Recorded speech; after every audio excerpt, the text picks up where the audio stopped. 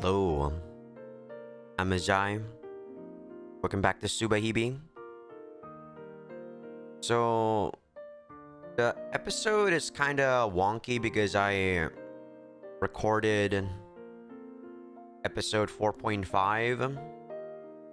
So, this is me after I finished getting the alternate routes for chapter 1. Like, they weren't bad. I don't know, they weren't my cup of tea though. Not my kind of story. That doesn't mean I forgot about what happened in chapter 2 on the last episode. I think they found out that Zakuro did a mass suicide along with 2 other girls I don't know about. That last girl, or one of the girls with her, might be Ayana. But maybe not, I'm not sure. I don't really know the voices enough yet. And on another note, thank you all for 100 subscribers. I appreciate that. This is just me doing visual novels. I didn't expect people to just watch visual novels, to be honest, on YouTube. Usually people would just, they just want to play by themselves.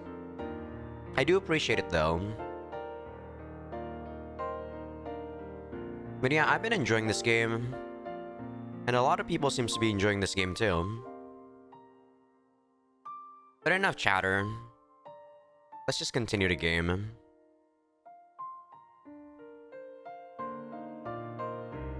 Yeah, it should be this save file. Hi, hi. 皆さん座ってください。 The chatter in the classroom instantly evaporated when the teacher appeared. Of course, that wasn't because of the teacher's authority. Teacher's pretty cute.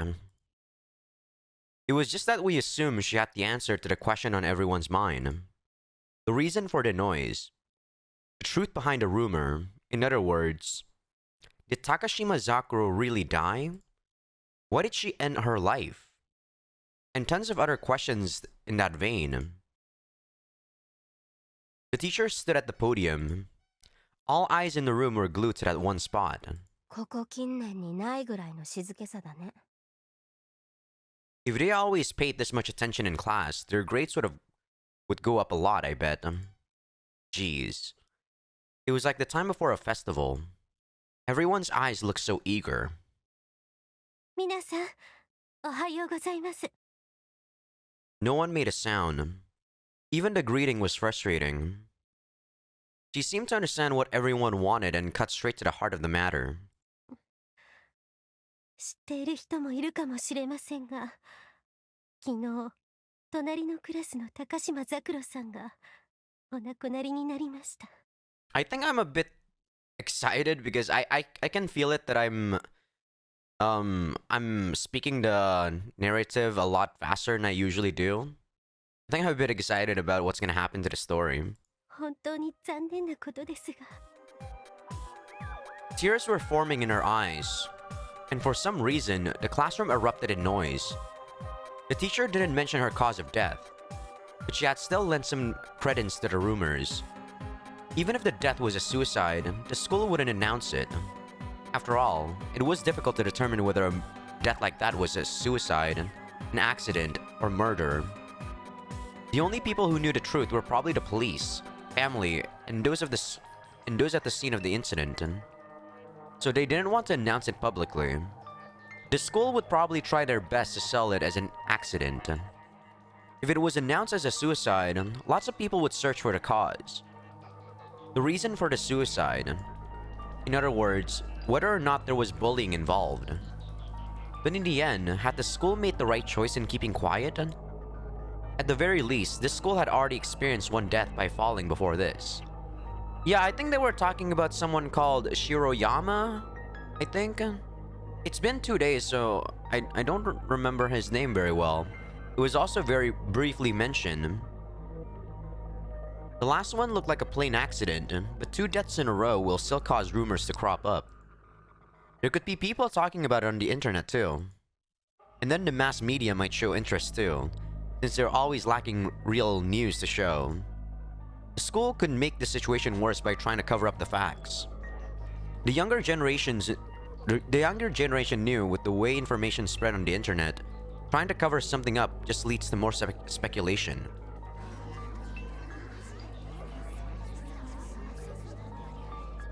It's weird that they went into that kind of view only during, like, a chatter.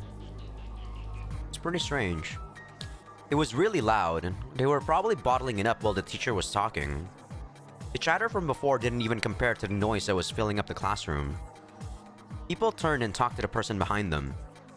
People broke into tears. People yelled. It really was as noisy as a festival. I sat in the middle of that, thinking, crying people are an eyesore. I couldn't help thinking that, since it was the only thing that came to mind at the moment. You know, Yuki... she surprisingly has a lot of monologue this time. I kind of like that. In the first chapter, I kind of think that she lacks the monologue, and I usually enjoy monologues, you know. I know some people might not enjoy it as much. It kind of fleshes out the character for me.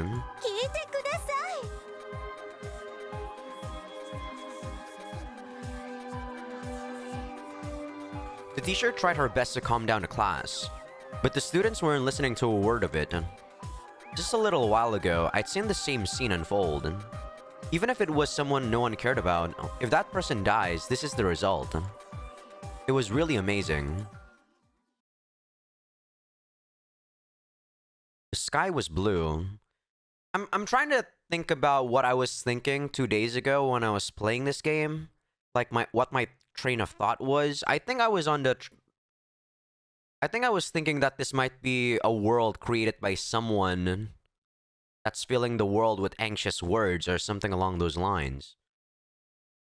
Sorry that my mind is not as it's not the same as usual, because yesterday I wasn't continuing the story. I was continuing chapter 1. I should have done chapter 1 before going to chapter 2. That was my bad. But yeah, I think that was what I was thinking about when we went to this chapter. Before Zakuro died. Just trying to get my thoughts in check. Probably because the weather was so nice. For some reason, the sky turns blue when the weather is nice.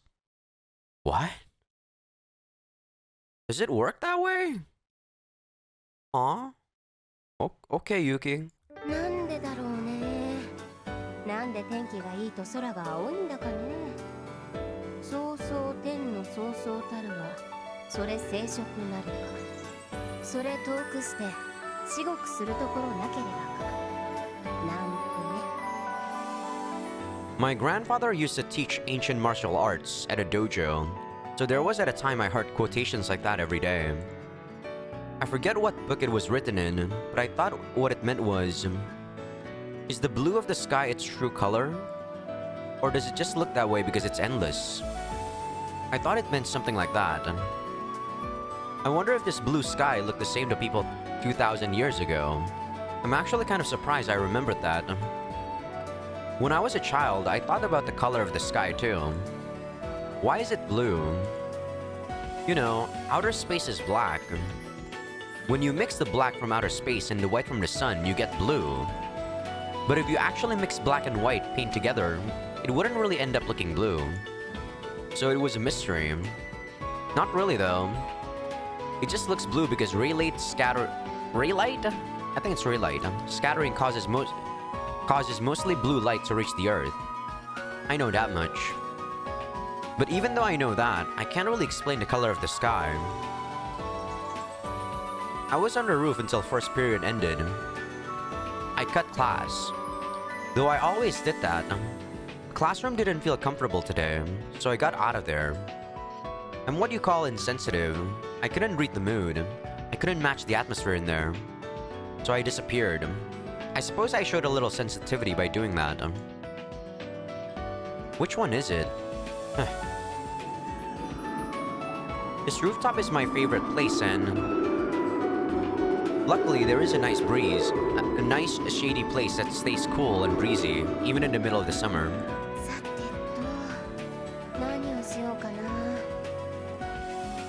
There wasn't much to do though. I could either listen to music or read a book. From those two options, I chose to read. The title of it was The Flying Fiend with 20 Faces. 20 faces flying through the air would be amazing. I laid down and got comfortable.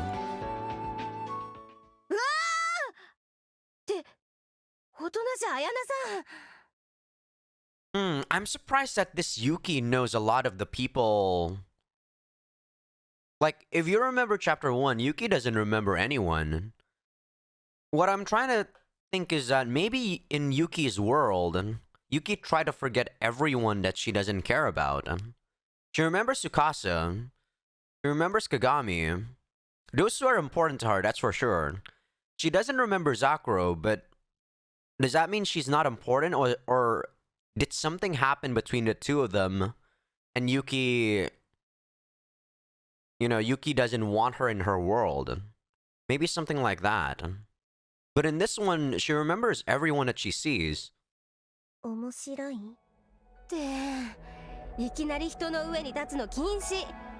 私はここにずっと立ってた。ずっと？マジですか？ Had she really been standing there? My grandfather taught me martial arts, so I'd always been proud of my sharp senses. And yet this girl managed to slip behind me that easily? 綾菜さん、あなたは武術経験者ですな。面白いのその本。 She ignored me. 本？ああ、これか。面白いの？まだ読み始めだからわからんですよ。Otonashi Ayana-san stood and looked down at me. She probably wasn't planning on moving. あのさ、そのままの姿勢の気ですか？そのままの姿勢でいるつもり。パンツが見えるぞ。そうでもない。あのですな。今見えてなくても、こんな位置ですぐに見えるですぞ。別に問題ないと思う。だってあなたは女の子ということになっているんでしょ。女の子ということになっているんでしょうとは失礼な女だな。私はバリバリの少女だぜ。どのあたりがバリバリなの？そう。Still, wasn't it a problem that this girl was always wandering around to school instead of going to classes? あなたは授業いつも出てないな。そうでもない。そうでもなくはないでしょ。ならあなたは？私はいいんだよ。なら同じでいい。そうですか。She seems fairly knowledgeable about Ayana compared to the first world, right? See, I don't necessarily know if we're even the same Yuki. We might actually be a different Yuki. What I'm thinking is maybe the Yuki that ended in chapter 1, she went off somewhere else, and this is something that happened to a different Yuki, you know? And we're not necessarily the same person anymore. Maybe this is a different story.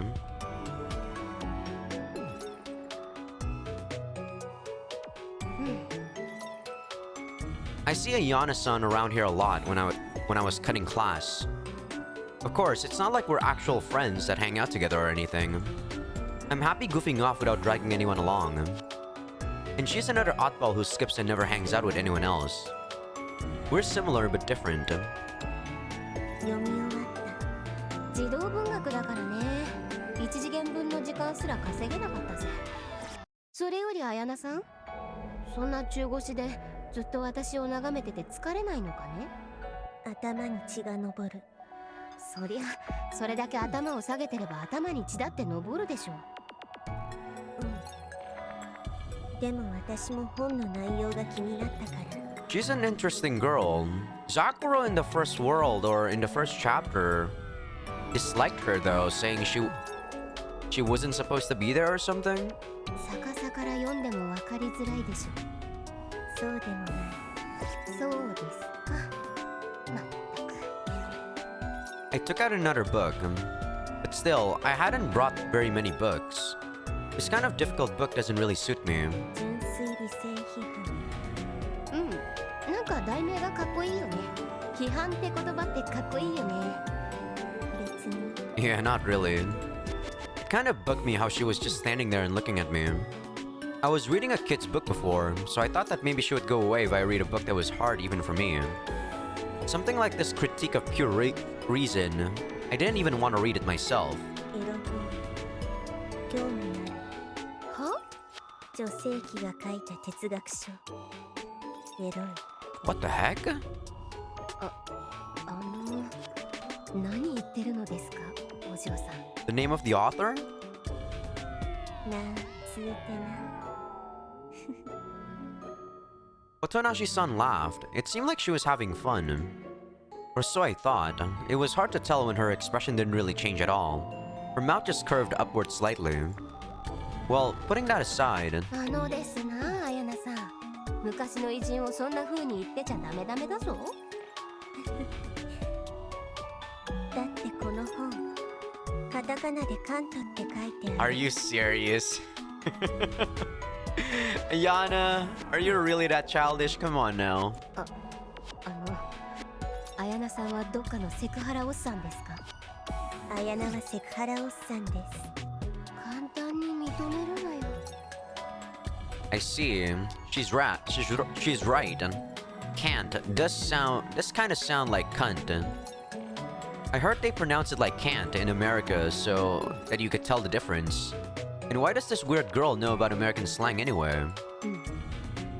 質問です。綾菜さん的にはキャントとか言えばいいのですか？その場合は。できないとか面白すぎる。今は年々男性の童貞率が上がっていってる。この作者もその類。There's nothing wrong with being a virgin, is there? Then again, I don't think it's that... I don't think, I'm not sure, though. Is it the amount of virginity rate increasing? Or is there just no marriage in Japan? I don't know. I'm not knowledgeable enough about the... Man, I'm having a brain fart. I don't know the word I was supposed to say. About the subject, there you go. さ、カントは昔の人だから昨今の童貞事情は関係ありませんよ。と言いますか、何それ？キャント。サブ？できない本。女性器。できない本。What a weird girl. お嬢ちゃん、そんなこと言ってるとダメダメだぞ。普通に無理があるし、ギャグとしてね。だいたい。そこで残念そうな顔をする。残念なことなんてないだろう。そんなことない。残念すぎる結果。なんで？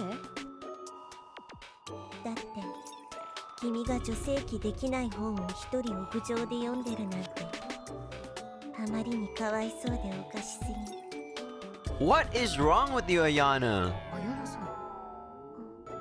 今のは結構面白い。The two of us bantered lightly for a while. I started reading the book. I got confused because it was so hard, but I kind of wanted to read an abstract book like this, one with no connection whatsoever to our day-to-day lives.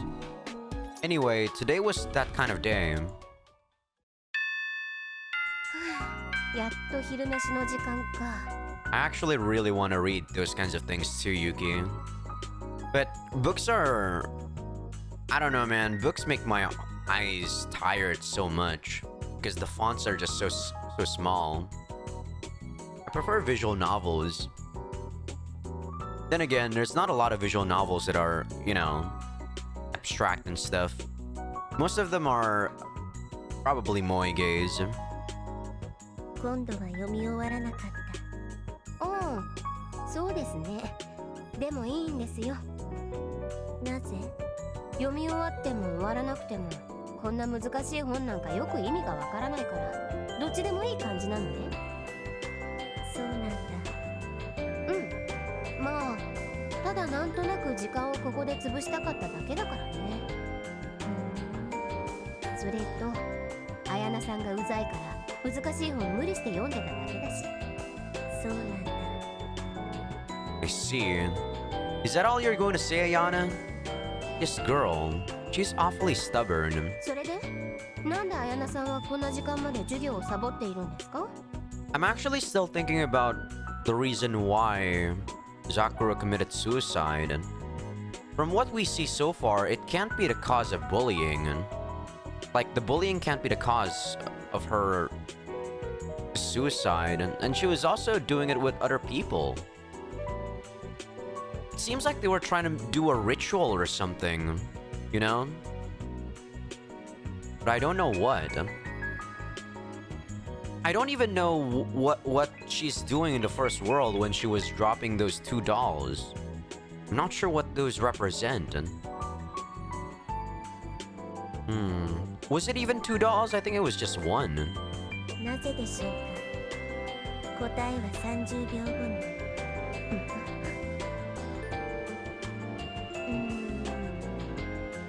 屋上にいたらいつの間にか授業が終わってました。そんなわけないだろ。 Maybe this is the external world. Maybe this is the world before anything changes. Maybe this is even a world before chapter 1 happens. It would make sense, right? I don't know though. そんなこともあるのでした。綾菜さんは友達とか全然いなさそうだな。友達？そうだよ。友達だよ。いるよ。そうなん？友達ならいる。綾菜さんに友達とかいるのか？あまりあんたが誰かといるのを見たこととかないけどな。Ayana-san slowly lifted her finger and pointed. She pointed at me. Oh my god, that face is creepy as fuck. Holy shit. 人を指さすな。失礼なやつだな。 Oh my god, that face is fucking creepy. 照れた。 You guys saw her eyes? What the fuck? Okay, that was scary. なんでそう思えるんだよ。そう思えたから。まあいいや、それは置いておいたとしてだね。ただ私の記憶だと友達というほど話したことはないと思うけど。 I'm not one to usually judge people based on their looks, but my god, that was scary. そうかもしれない。そうですか。でもそんな感じ。そんな感じね。さーて、そろそろ帰るかな。授業も終わったし。終わる。 Ayana-san looked up at the sky. For some reason, seeing that made me shiver. Oh god, what's going on? Her gaze made me think she was looking deep into the abyss.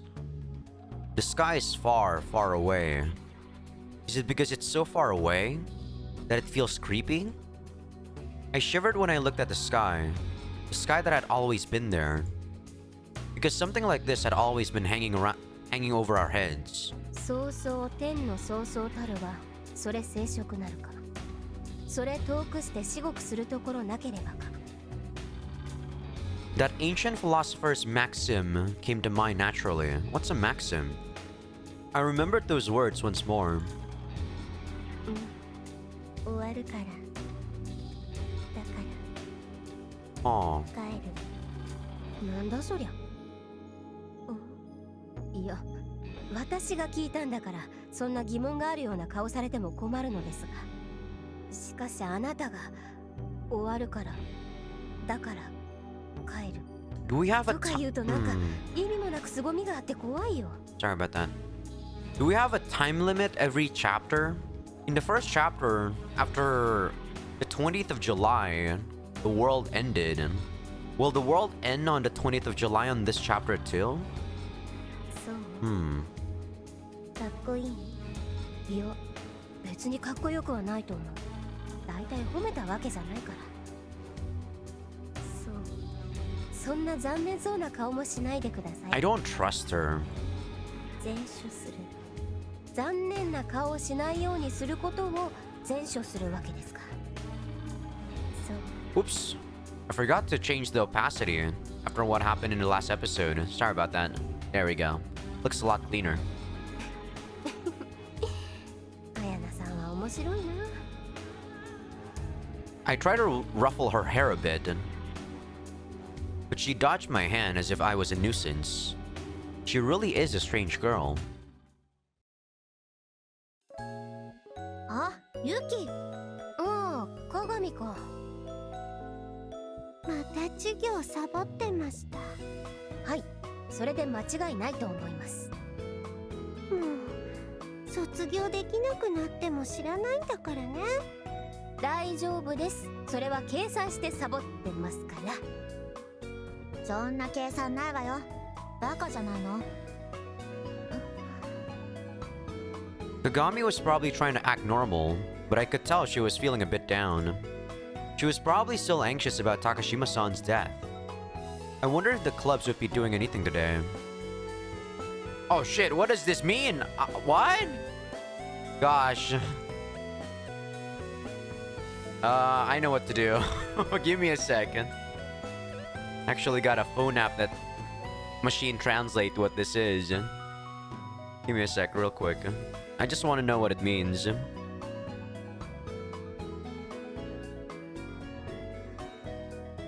What? Come on, no. Japanese. I will try to start the Toko East the Toko. What the fuck?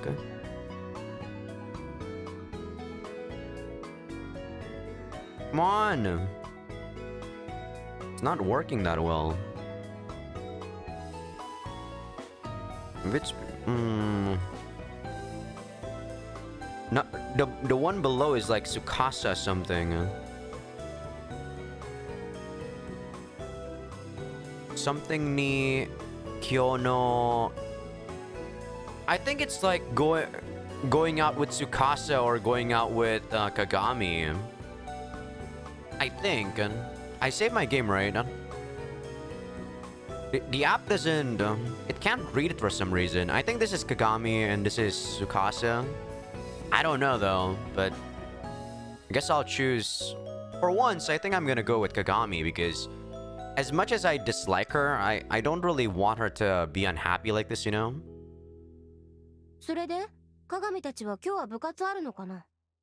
Wait, what? What did I choose? Oh my god, ask about Kagami's plans for today. There we go. So, it doesn't translate the choices, but if you pull up the log, it does. Man, this patch is weird, but it's okay. 何よ、なんでよ。ん？鏡に興味があるからだよ。私に？ああ、剣道部は興味あるけど。で、何よその興味って。Kendo Club. 動物の観察みたいな感じで、鏡の生態に興味があるかなーって。なんですって？ Kagami is the kind of animal that is utterly incapable of ignoring something. 剣道部ということは、あれだね。鏡と司二人とも部活出るわけですの？私も同じ部活ですからね。そうか、そうですか。ならば私はどうしたらいいですかね。You know, I like the fact that the background characters have faces. It's really nice. I keep paying attention to them and they look really nice. はあ？知らないわよ。司は？わからないけど。そうですか。ならその答えが2人から出るまで待ってます。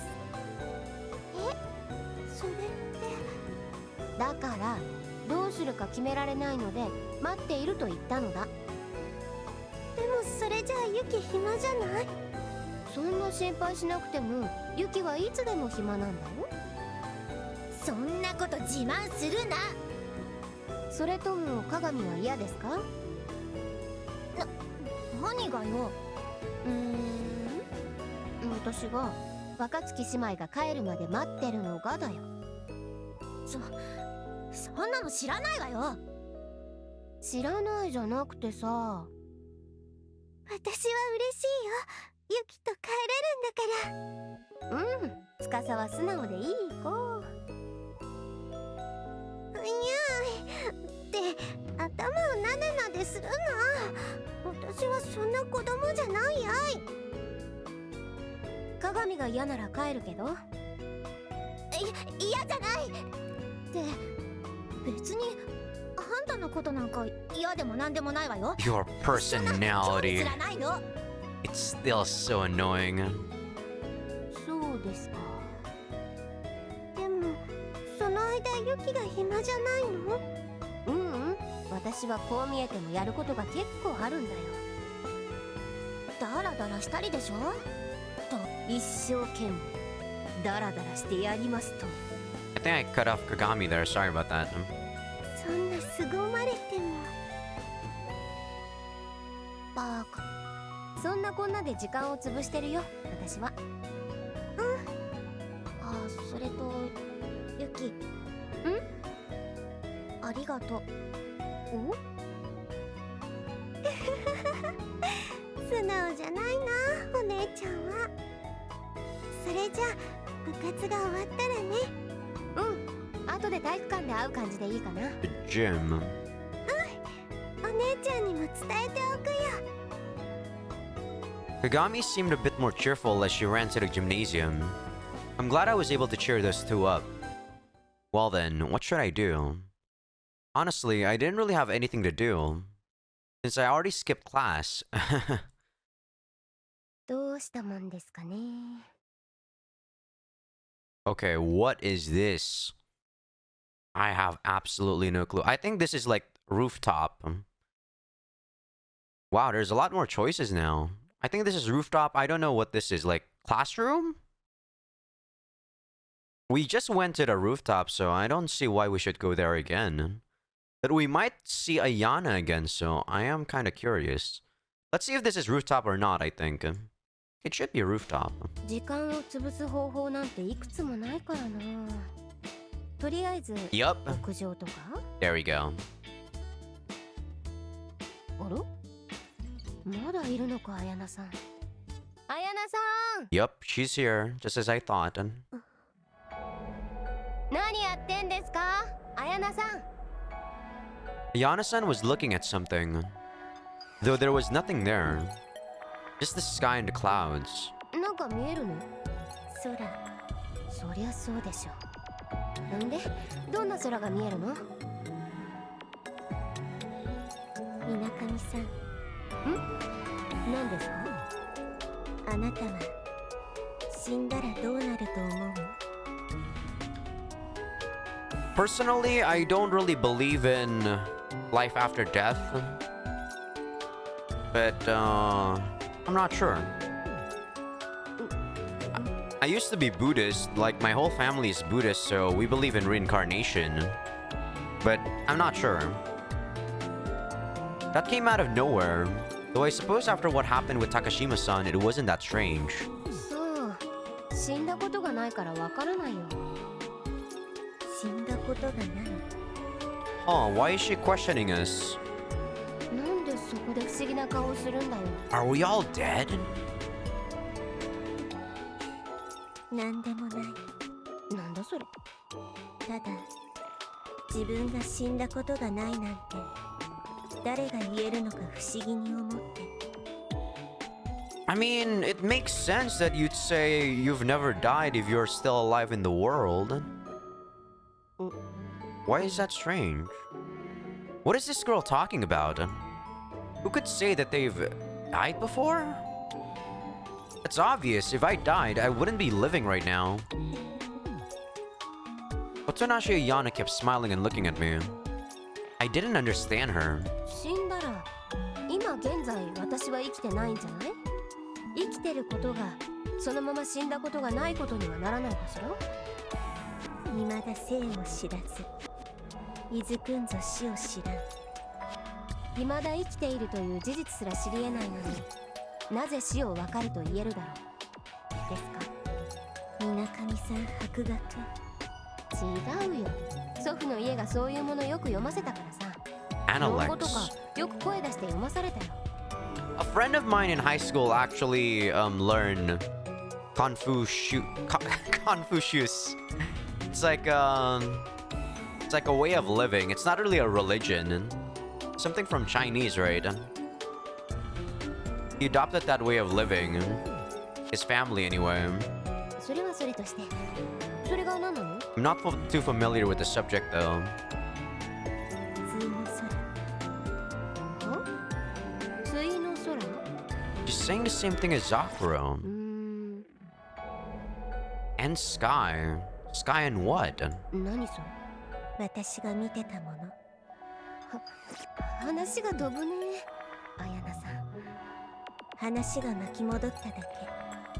飛んでない。I originally asked what she was looking at, so she was technically right. I looked at the sky where Ayana-san was looking. Just a plain old sky. Pure blue, nothing other than a normal sky. Nothing more. Can she see something that I can't see? どうしたの？水上さん。どうしたも何もな。見えないの？見えるも何もただの空だと思います。見えるの？え？いつか水上さんにも見える時が来るよ。やっぱり早菜さんの冗談はよくわからないわ。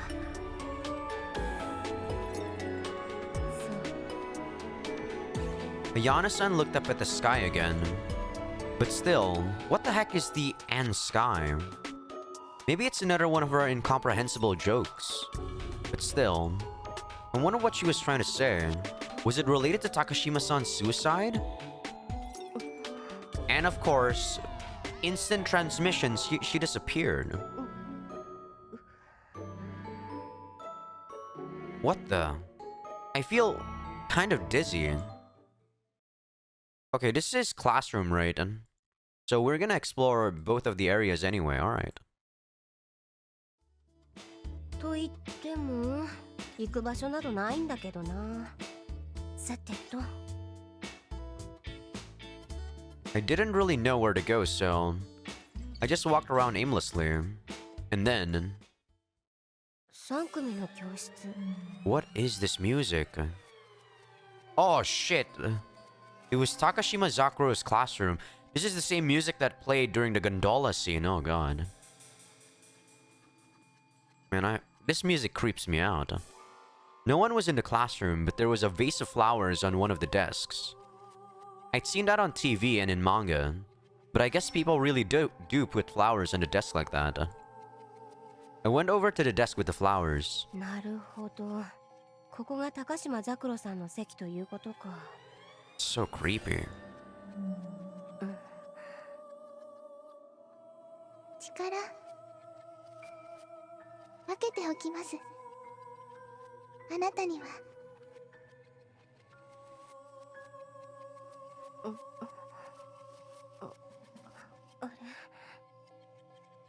What?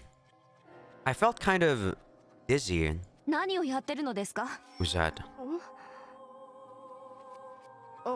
あなたは？何言ってるの？あなたはじゃないでしょ。あなた隣のクラスの水上さんね。 Teacher? はい、そうですけど。高島さんの机の前で何をやってたのかしら。見学に来ました。見学ってあなた？実は自殺直前に高島さんに会ったんで。高島さんと？はい、昨日の夕方杉宮で会いました。あなた高島さんと友達だった？ Her voice seems familiar.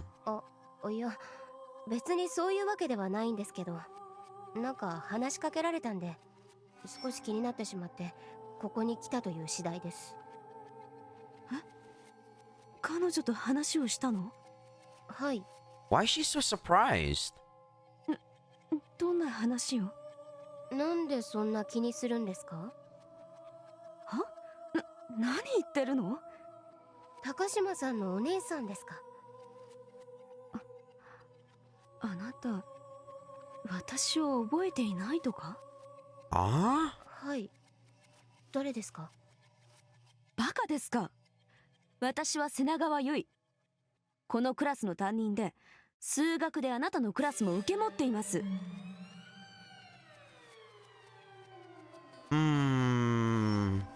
This is something I don't understand. Are we made to forget her because the world creator doesn't like this girl? This Senagawa Yui girl?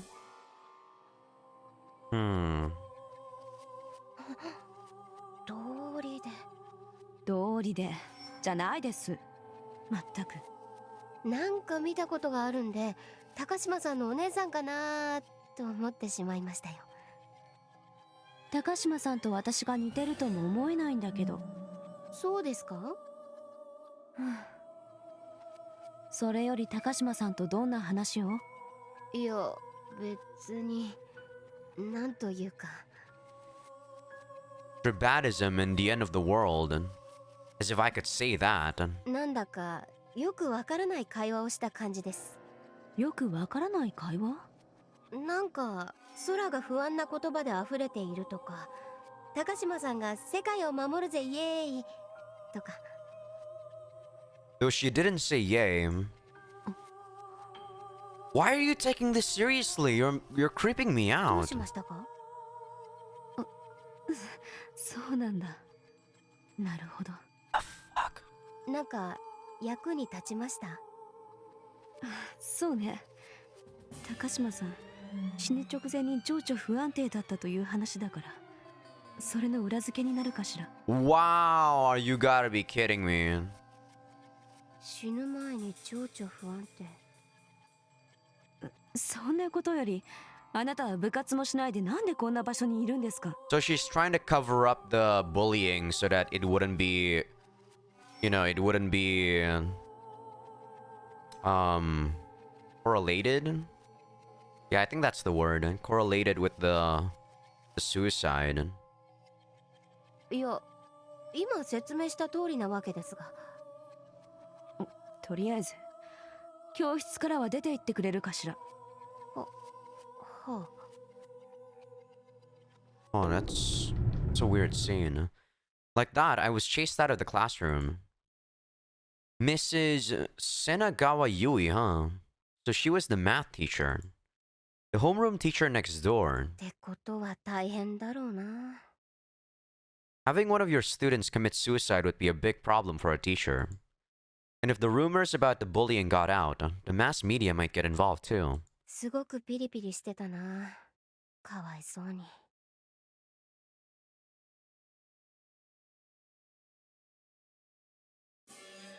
Man, I don't like this BGM. I stumbled down the steps. I might be a little bit sick. I feel kind of dizzy.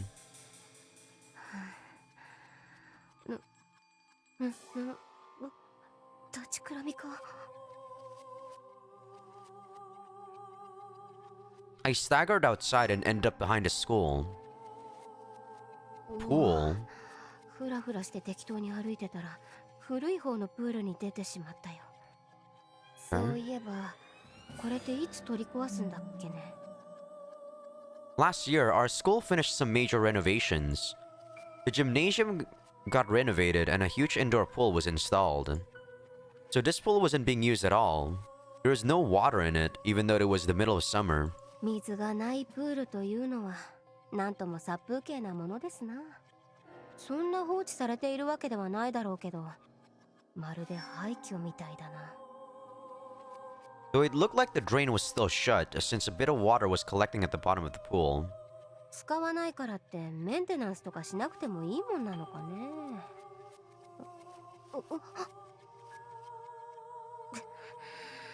What is going on?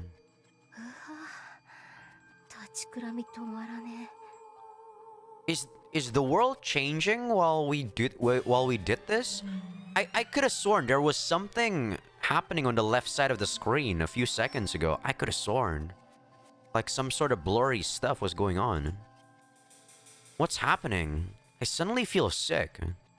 I definitely don't feel good at all. I felt some sort of presence. I turned to look toward that presence, and somehow, I got the impression that someone had just crawled out of the pool in front of me. Oh, fuck. I was struck with vertigo as I turned. My eyes felt like they were full of needles, and my vision went pure white. For a moment, I couldn't tell who was in front of me. Mamiya Takuji? My vision returned to normal. I really wasn't feeling good today. 奇遇だね。あんた確か間宮拓司君だっけ？君は水上座。なんでこんなところに拓司君がいるん？というか、どこから出てきたのかね。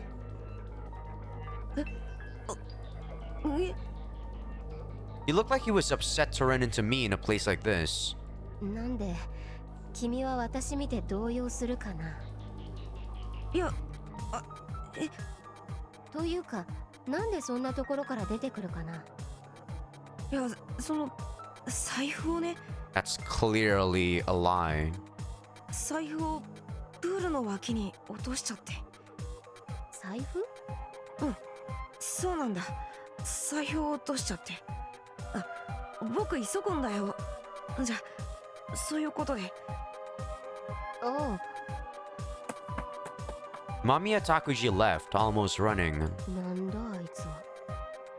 It was like he was avoiding me.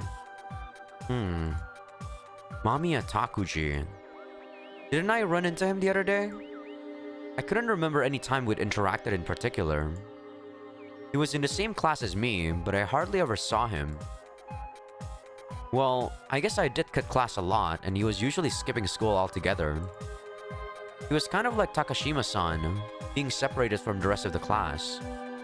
He might have been getting bullied, but I wouldn't know anything about that. I wondered what he thought about Takashima-san's suicide. さてと、私もどこかに行くか。I should know what this is.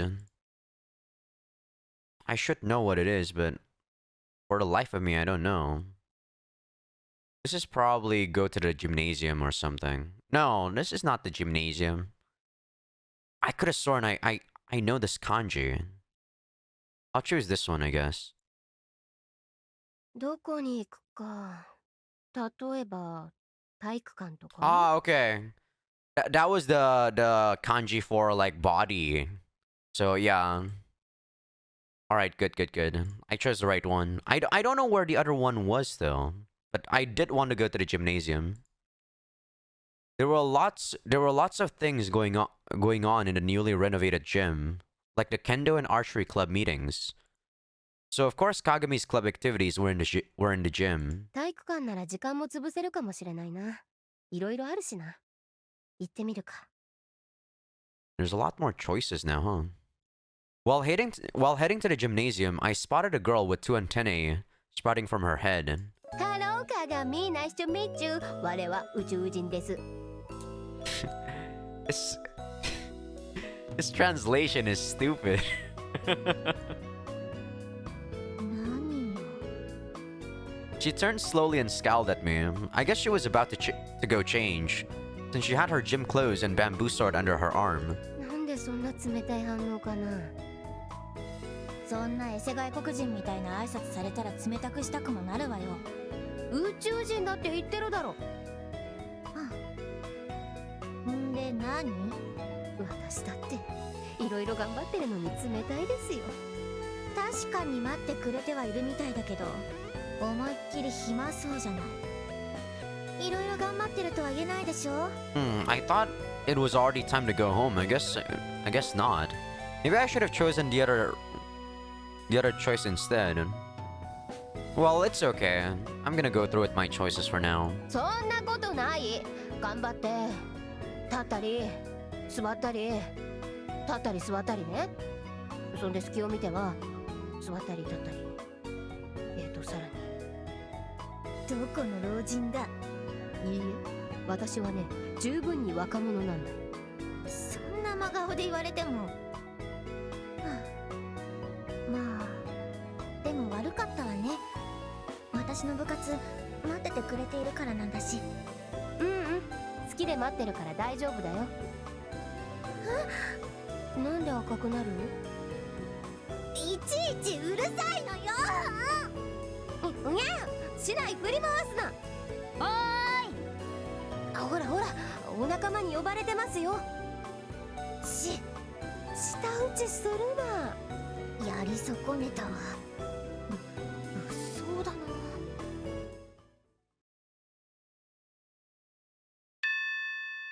やっとこんな時間です。いい加減部活も終わる時間ですな。 I kinda wanna pick the other choice. God damn it. I'm gonna keep playing this one, but I wanna know where that leads. Like, you know, just to see where it leads. I just wanna know the kanji for it. Or, like, you know, the English. どこに行こうか。 Staff room? 例えば職員室。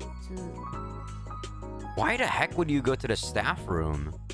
Now I'm interested. Okay, I'm gonna continue this one. I'm sorry. Why would you go to the staff room? No way. 授業サボったからな。行ったらまずいだろ。だいたい用事もないし。教師の方々と顔合わせたら何言われるか。って何も言われないのですけどね。 That was the nice part of being a flunky. They'd already given up on me. Wait, are you serious? とこんな時間です。 Wow, that was... Huh. You know what I think? I think at some point we're gonna repeat this world, and that choice might lead us to something new. That's what I think. That feels weird. Why else would that choice be there? Why would there be suddenly a choice to go to the staff こ room? んな時間です。 Right? That's so strange. いい加減部活も終わる時間ですな。 So weird. I tried my best to kill some time, but I ended up just walking around outside since I didn't feel comfortable inside the school building. Then I ended up on the roof where I continued reading that book. The book was a pain in the ass to read, but that made it better for killing time. When I was about to go to the gym, I remembered Kagami saying something like, "The club is meeting on the field today, not in the gym. So don't bother going to the gym because we won't be there." I followed her advice and headed out to the field, but... Man, is it just me, or is the background kind of creepy? Like, the tinge of orange is kind of making me, like, unsettled and kind of making me anxious. Tsukasa ran over when she saw me. 本当に待っててくれたんだ。いや、それほどでもなくもなくもないかもしれない。どうせ寝てたんでしょ。ユキのことだから。反省会始めるぞ。集まれ。 The voice that echoed across the field probably belonged to their coach. Tsukasa and Kagami hastily ran over there. While she was leaving, Tsukasa mouthed the word "sorry" at me. I waved at her as if to say, "Don't worry about it." Review, huh? They'd already changed back to their uniforms, so they'd probably finish up soon. I leaned against the wall and waited for them to finish. うわ、なんだ、綾菜さんか。はい、綾菜さんです。綾菜さんはこんな時間まで学校で何をやってたんですか？あなたみたいな人はもう帰っているかと思った。私みたいな人はまだ学校にいるのです。そうですか。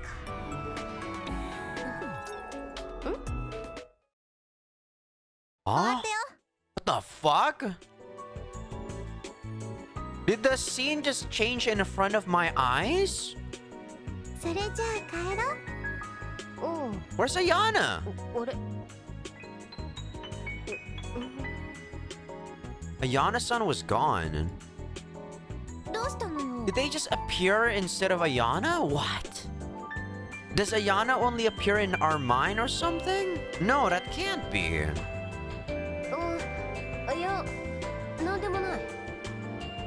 I was going to introduce Ayana-san to them, but it seems she got spirited away. 着きました。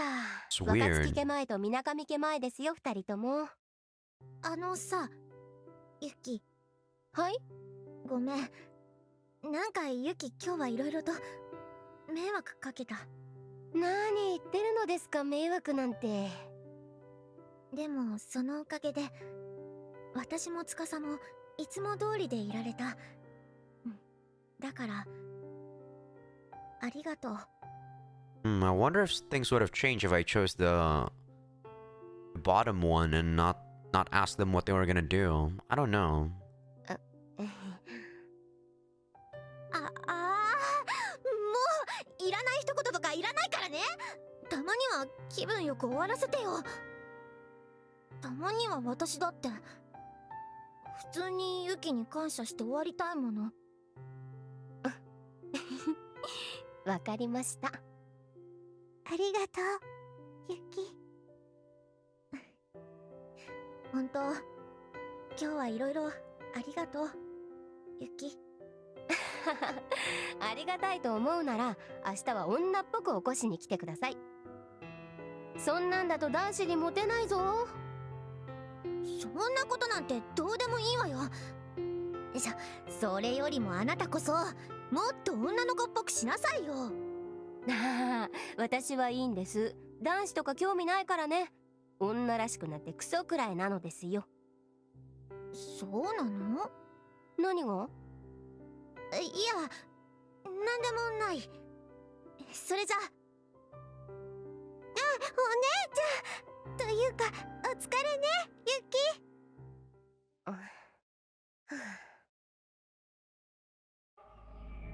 自殺。 Oh god. 高島ザクロ、あの人が。 It didn't have anything to do with that, right? That. The accident where Shiroyama Tsubasa fell to his death. Shiroyama Tsubasa, so that's a guy. あんまり怖いこと考えると怖いから考えるのよ。 That's right. What was I supposed to do when something like that happened so close to me? Takashima-san's suicide and Shiroyama Tsubasa's accident. They were unrelated. Two rare events just happened to occur in a short period of time. Shiroyama Tsubasa's death by falling wasn't related. After all, if it was, it might have been murder instead of a suicide. だからじゃない。でもさ、そういうのって噂でしょ。だいたいそういうのってさ。そういうのって昔から何度も言われてるんでしょ。予言だっけ？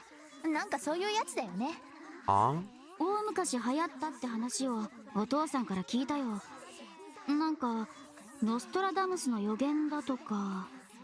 だからこれは予言じゃないんだって。予言じゃないのになんで未来なんかわかるの？ What are you talking about? What future? 私も難しいことはわからないんだけどね。 Someone predicted this? なんか科学的なことなんだってさ。あのね、ウェブロボットとかいう。 Webbot? それってウェブボットプロジェクトだろ。それだよ。よく知ってるね。何そのウェブボットプロジェクトって。インターネット上の会話とかを収集するソフトウェアらしいんだけど、何でも未来予測ができるらしいんだ。 Really? So it's a bot that collects stuff from 4chan and Twitter and stuff and Reddit? Sounds ridiculous. The Webbot project, huh?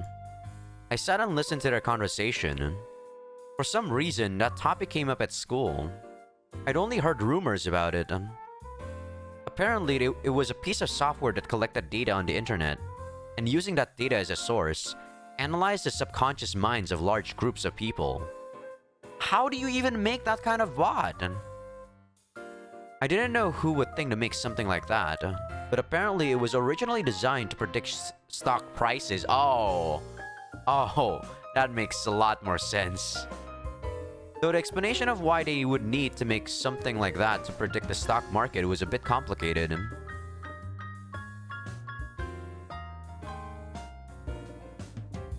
I think this is like try to ask them more. So na something nakute iya na. I think that's like it can't be right, or I'm gonna ask the NPCs, aren't I? Because I'm curious. Oh, try explaining it. Oh, okay. I am fucked up. My Japanese comprehension is 0. It went something like this. A new field called financial engineering was created in the 1950s by combining elements of economics, accounting, math, and traditional engineering. The investment banks of America worked together to develop it further.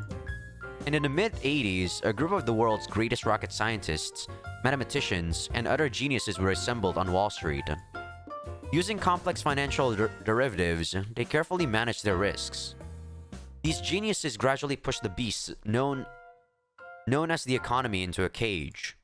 Soon, they had almost completely tamed the economy, removed its fangs, and acquired for themselves unlimited power to control it as they saw fit.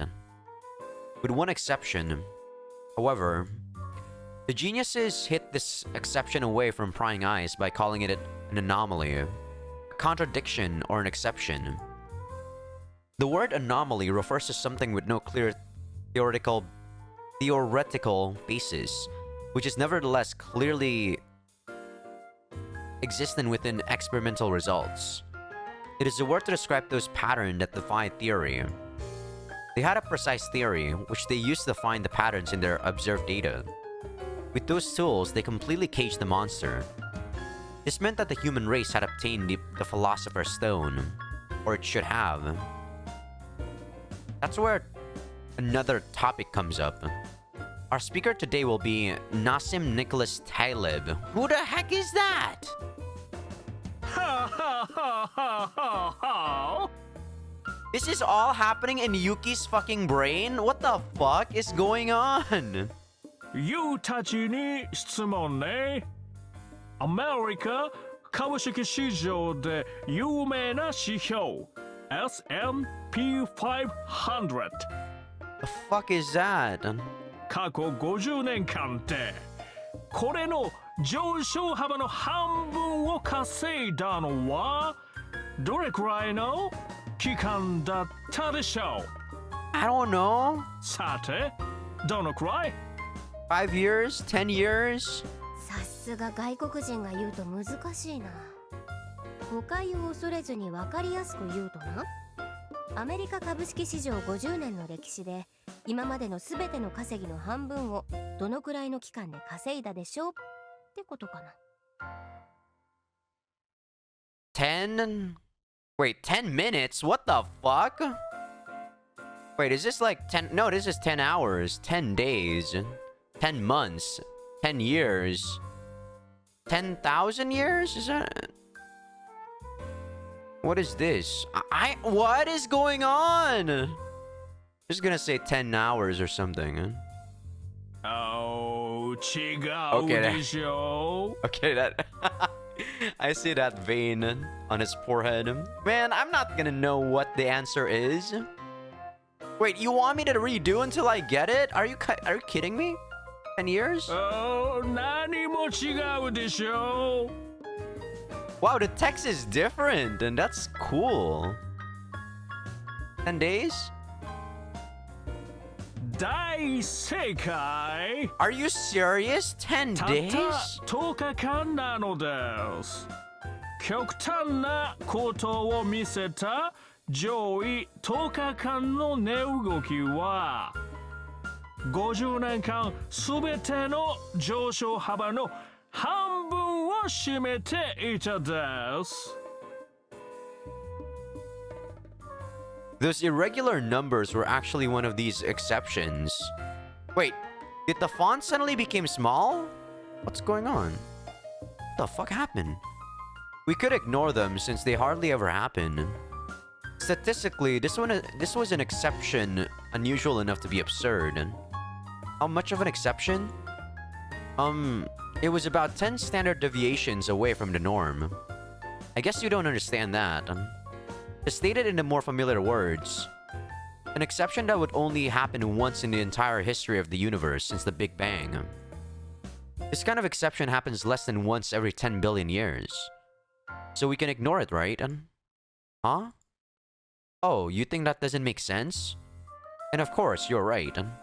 Those words, 10 standard deviations from the norm, are actually famous because of a Nobel Prize winner said them after his business went bankrupt. A hedge fund called LTCM was established by two genius economists who had won the Nobel Prize in 1997 for the Black Skulls formula. This hedge fund's net value grew to over $7 billion. But it went bankrupt when Russia defaulted on its national debt. At that time, the geniuses cried and said that was an exception that would only happen once in 100 billion years, so we had no choice but to go bankrupt. How did that happen? Truthfully, we don't know the details. There's one thing they should understand even if they're not geniuses, and in a way they aren't. In economics, there is a human element, which means economies are run by illogical beings, animal spirit. By the way, a famous economist called Keynes coined that term. One scholar who investigated found that the kind of massive change that is only supposed to occur every 30,000 years, according to financial engineering, has actually occurred 48 times in the 88-year history of the New York Stock Exchange. That's totally different from the calculations. It's true that it's completely random, but that kind of coincidence is impossible. Though, it's not that strange to think that a human-run economy would be pulled in careless directions by the whims of the imperfect human beings. Does this bore people? To me, it's actually kind of nice trivia. I don't know, I enjoy this a lot more than I do talking to Kagami, not gonna lie. After all, humans can't make logical decisions. They're all biased. That's how the world works. For instance, if everyone starts reading a boring, amateurishly written novel, it can become a bestseller, then get turned into a movie, and just like that, become a fad. Even though everyone seems to be liberal, all of a sudden they're conservative, or wine becomes more popular than beer, or sake more popular than wine, or maybe it would be shochu, though I'm getting off topic. For some reason, crystal. What? In short, these exceptions happen because the economy is run by people who just do whatever they feel like.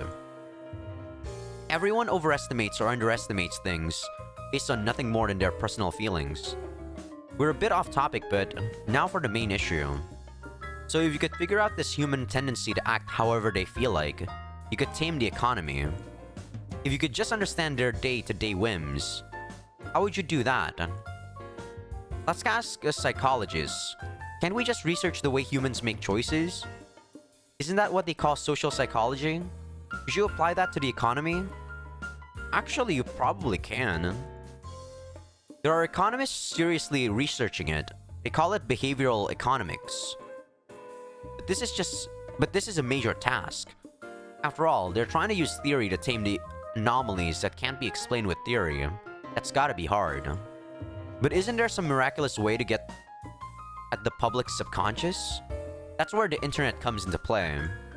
If you look through people's everyday conversations scattered throughout the internet, could you understand this tendency for people to act however they feel like?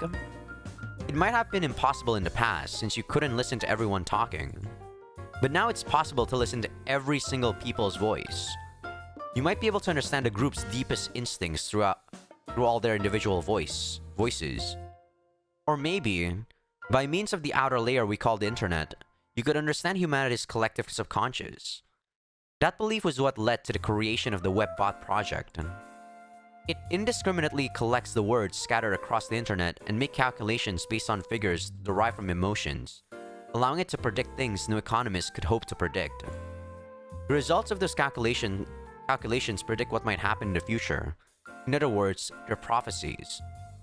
The WebBot project is a miraculous piece of software that made predictions from the anomaly, the subconscious, that economists had always ignored. Amazing. Truly amazing. Something sounds fishy. 何でも予言できるの？そうらしいぜ。 Their conversation was going into obvious direction. I laughed a little. Anything, huh? Truly miraculous, huh? そうそう。人類には共通の無意識があるんだって。What kind of fucking bullcrap is this? That seems like something a cult leader would say. 共通の無意識？そう。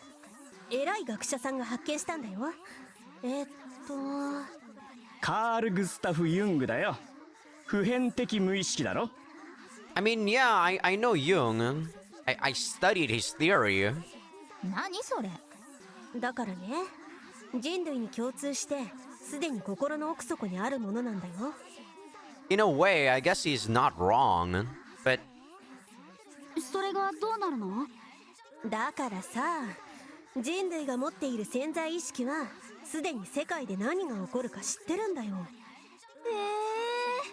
そうなの？なんか怖くなってきたんだけど。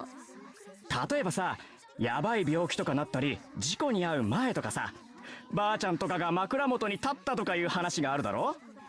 あれって実は自分の潜在意識がすでにやばい状況を察知して知らせているというんだよ。そうそう、それと同じようにさ、人類の滅亡の時もすでにみんな無意識レベルでは知っててね。それは分かったけど、そのなんとかロボットって予言を当てたりしているの？ I wish my conversations in high school was this interesting. Nothing interesting like this was ever the talk of the school. Usually the talk of the school is like, what do you want to have for lunch? ああ、アメリカの2001年の炭疽菌テロだろ。2003年東海岸の大停電、2004年インドネシア地震津波の30万人の被害、2005年ハリケーンカトリーナの被害などなど、数えきれないぐらい的中させているんだぜ。 Wow, can't believe my country's there.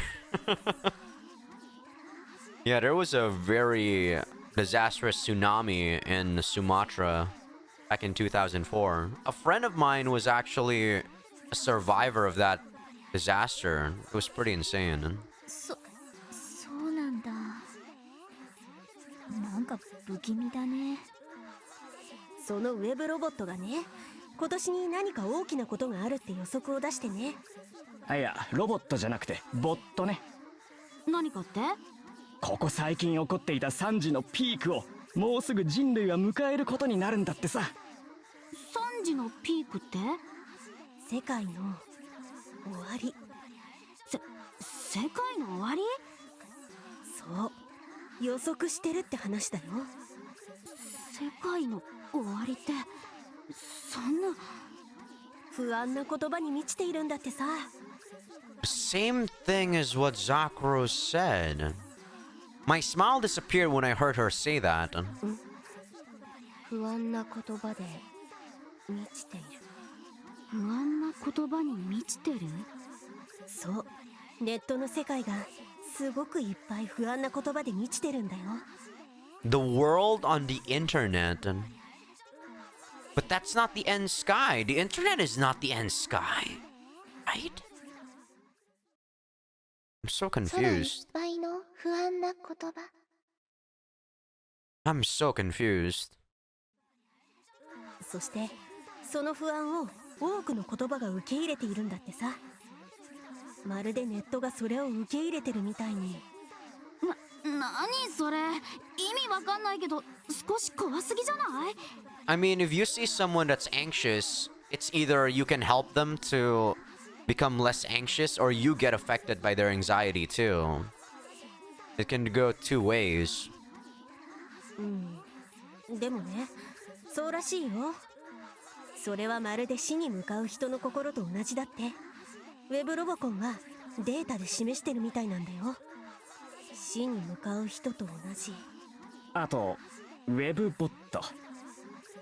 A heart seeping with anxiety, just like a person condemned to death. That's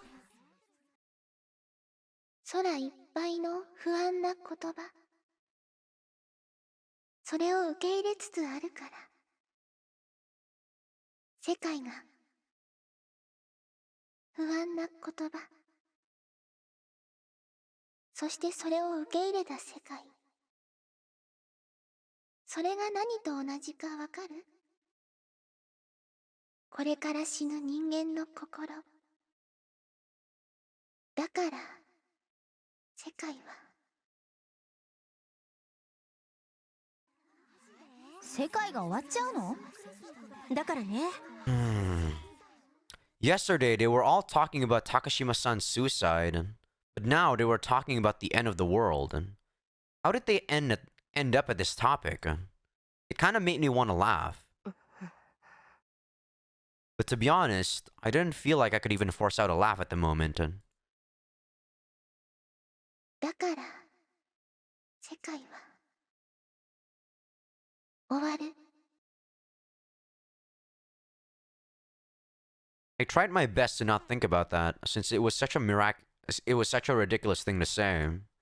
But even though it was a ridiculous thing to say, it was still ringing in my ears. The end of the world. I thought that meant the end of her world. In other words, I thought those words referred to her death. That's what I had thought she meant, or rather, that was what I wanted to think she meant. But somehow, something deep inside me, something I'd forgotten, was telling me that those words were dangerous. You could call that part of my subconscious. It was like my subconscious knew what Takashima-san meant by those words.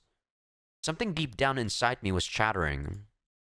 Someone in my inner heart, someone who wasn't unrelated to me, was whispering something. Surely that was just an illusion. いや、違うだろう。こんなのたまたまだ。そんな不気味なことがあってたまるか。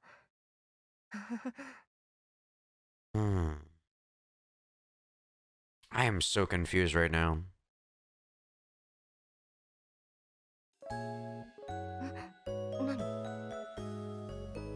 何？ねえユキ。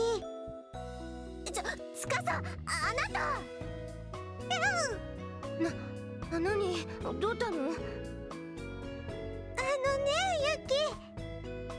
つかさ、あなた。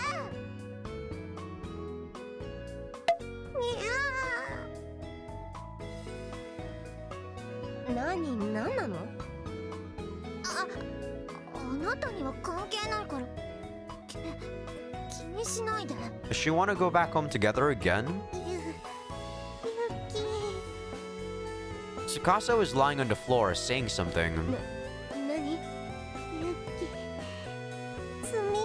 Oh, the bento! 積み荷？ Tsukasa handed me something wrapped in cloth. それあなた。つかさ。 So the events that happened in the previous world still happened here, but with a very, very stark contrast. You know, a very different something. A major something happened, which is Zakuro's death. Or maybe this was something that was supposed to happen and like the first world wasn't supposed to happen. I don't know. Maybe this is what was supposed to happen. Tsukasa grabbed Kagami's leg to stop her from moving. つかさ、離しなさい。離さないもん。つかさ。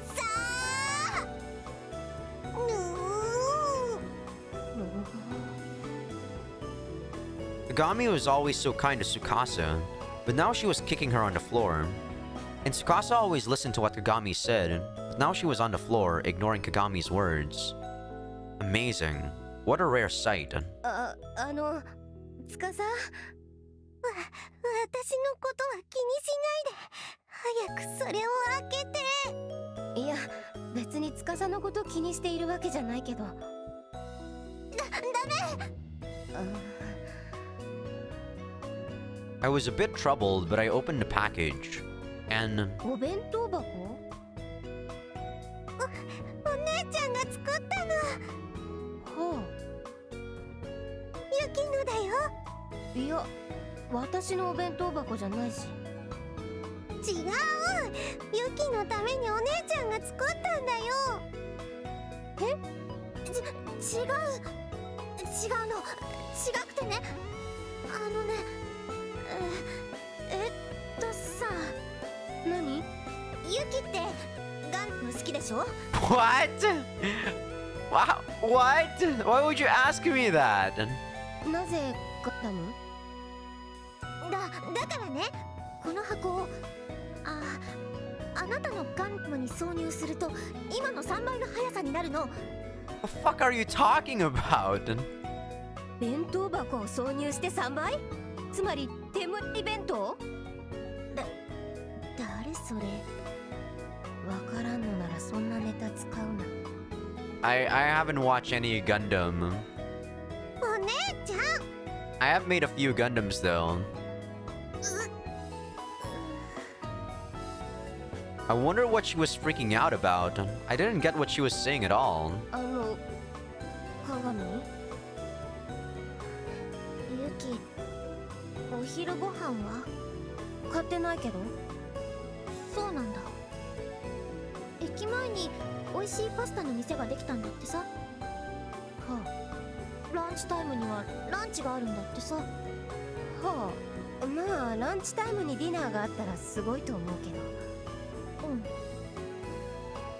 そんなこんなで今から行ってきなさいよ。なぜ？私がご飯食べている時にあなたが見えると目障りだからに決まってるでしょ。そんな理不尽な。もうお姉ち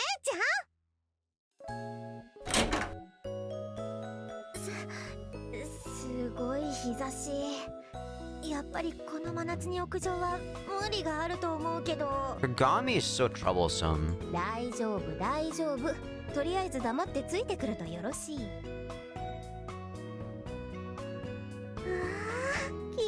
ちいい。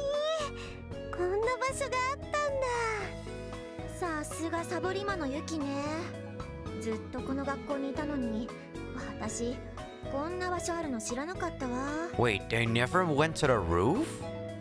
ここなら直接の日差しはないし、森からの涼しい風も吹いてくるんで、いい場所なわけ。さすがユキだね。伊達に授業サボってるわけじゃないんだ。スカさまでそんなこと言うのですか？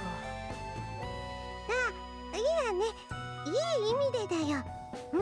いい意味でサボってばかりじゃないんだよ。意味わからんわ。そんなことより食べようよ。そうですな。見た目は普通にお弁当だと思います。何よその言い方。見た目だけでなく味だって普通だよ。普通じゃダメだと思う。美味しくないと。そりゃもちろん。 Oh, sorry.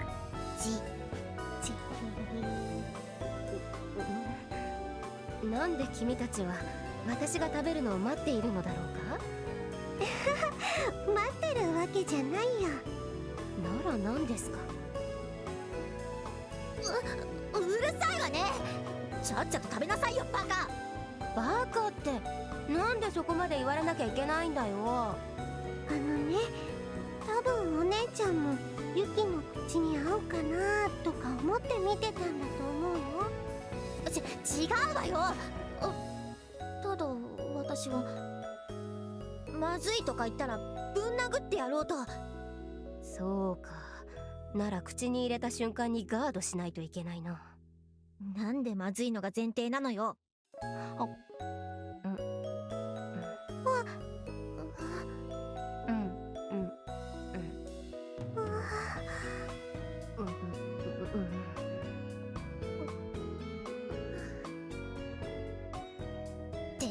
なんでガードしている？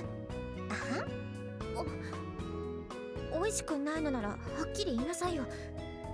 何も言わないなんて。ああ、これね、冗談なのです。ただこれは何？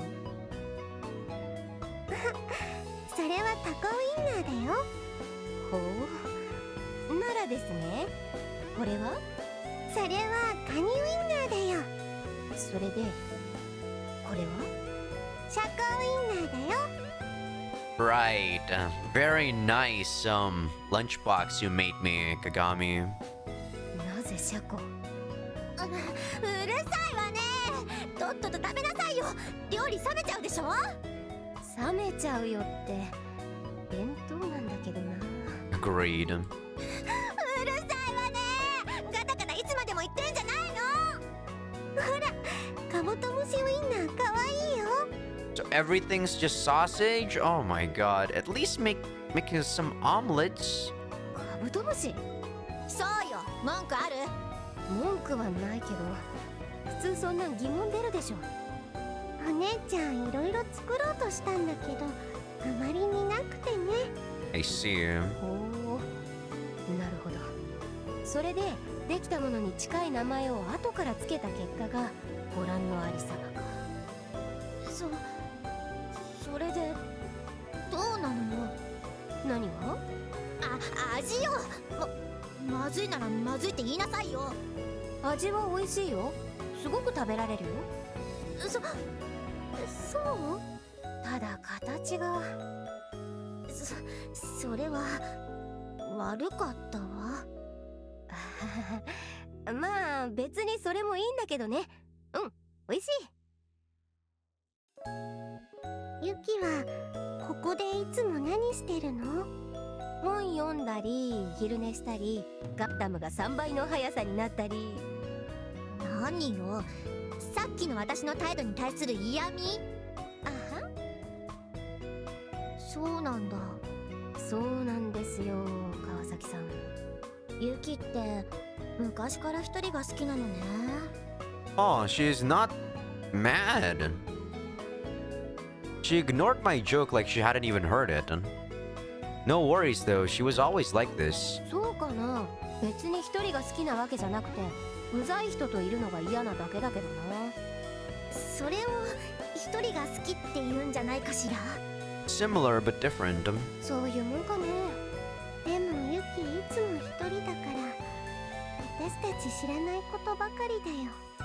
私たちユキのこと結構知ってるつもりだったのにとか、そういうことを言いたい？そうでもないの。最近はユキのことなんて全然わからない。こうやってユキと話すのも珍しくなったし。 Really? そうね。実際私たちはここでユキがどんな顔で過ごしてたか全然知らなかった。昔は結構一緒にいたのにね。Oh, what the fuck? What the fuck is that? That was scary. Oh god.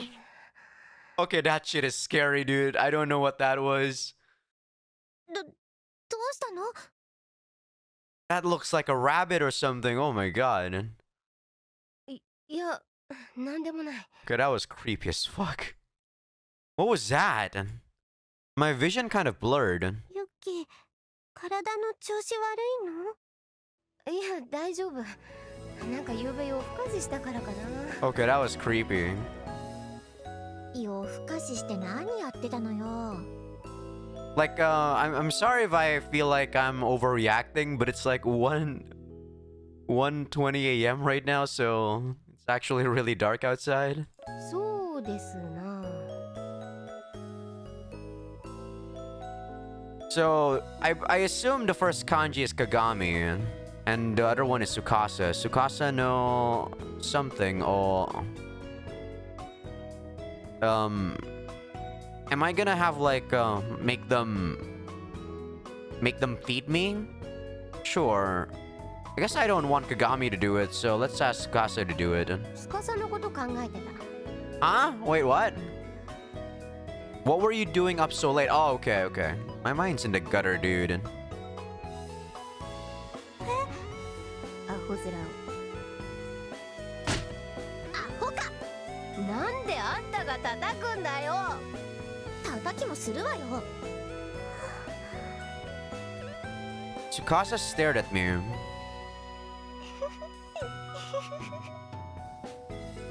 何を突然笑ってるんですか、司さん。ごめん。でも昔のユキと同じなんだなって思ってね。昔の？ユ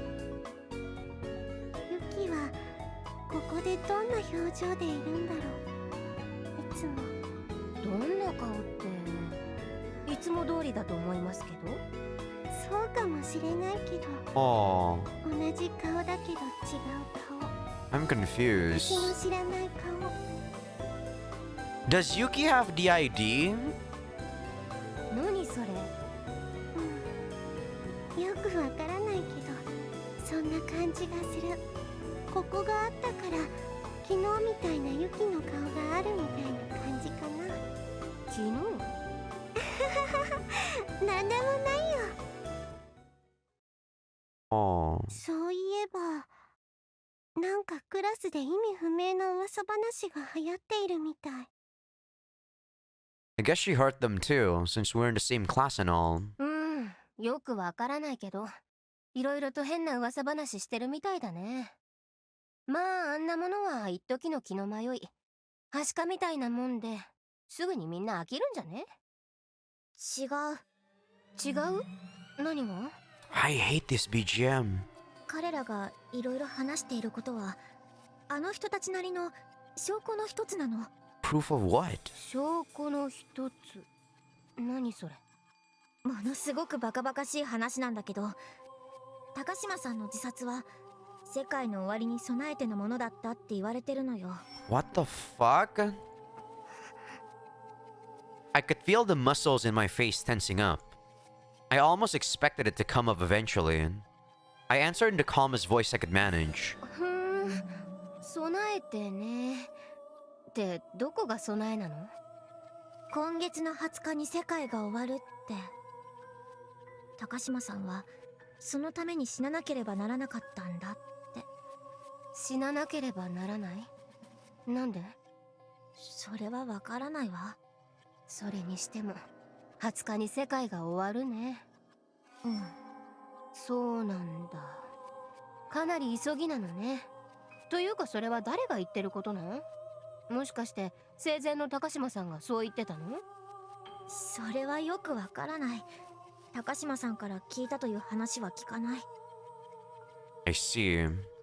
I'd heard her say a lot of enigmatic things, but she never said the world was going to end on the 20th. Where did that date come from? 白山くんのこともそれに関係したことだって噂になってる。よくわからないけど、誰かが高島さんから聞いたとかじゃないみたい。 Can we talk about Shiroyama-kun's accident, please? I'm curious to know what happened to him. Yuki briefly mentioned that it was a falling accident. What kind of fall was it? それってどういうこと？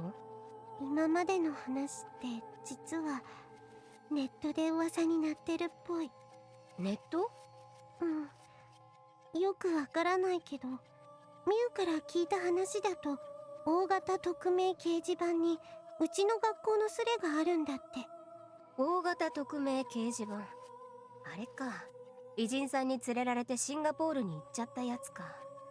ミュウが見た感じだとスレはそんな会話で溢れているみたい。そうなんだ。それでいつぐらいに誰が言い出したことなの？それはよくわからないってミユは言ってたけど。でもそれにしたって最初の一言があったわけでしょ。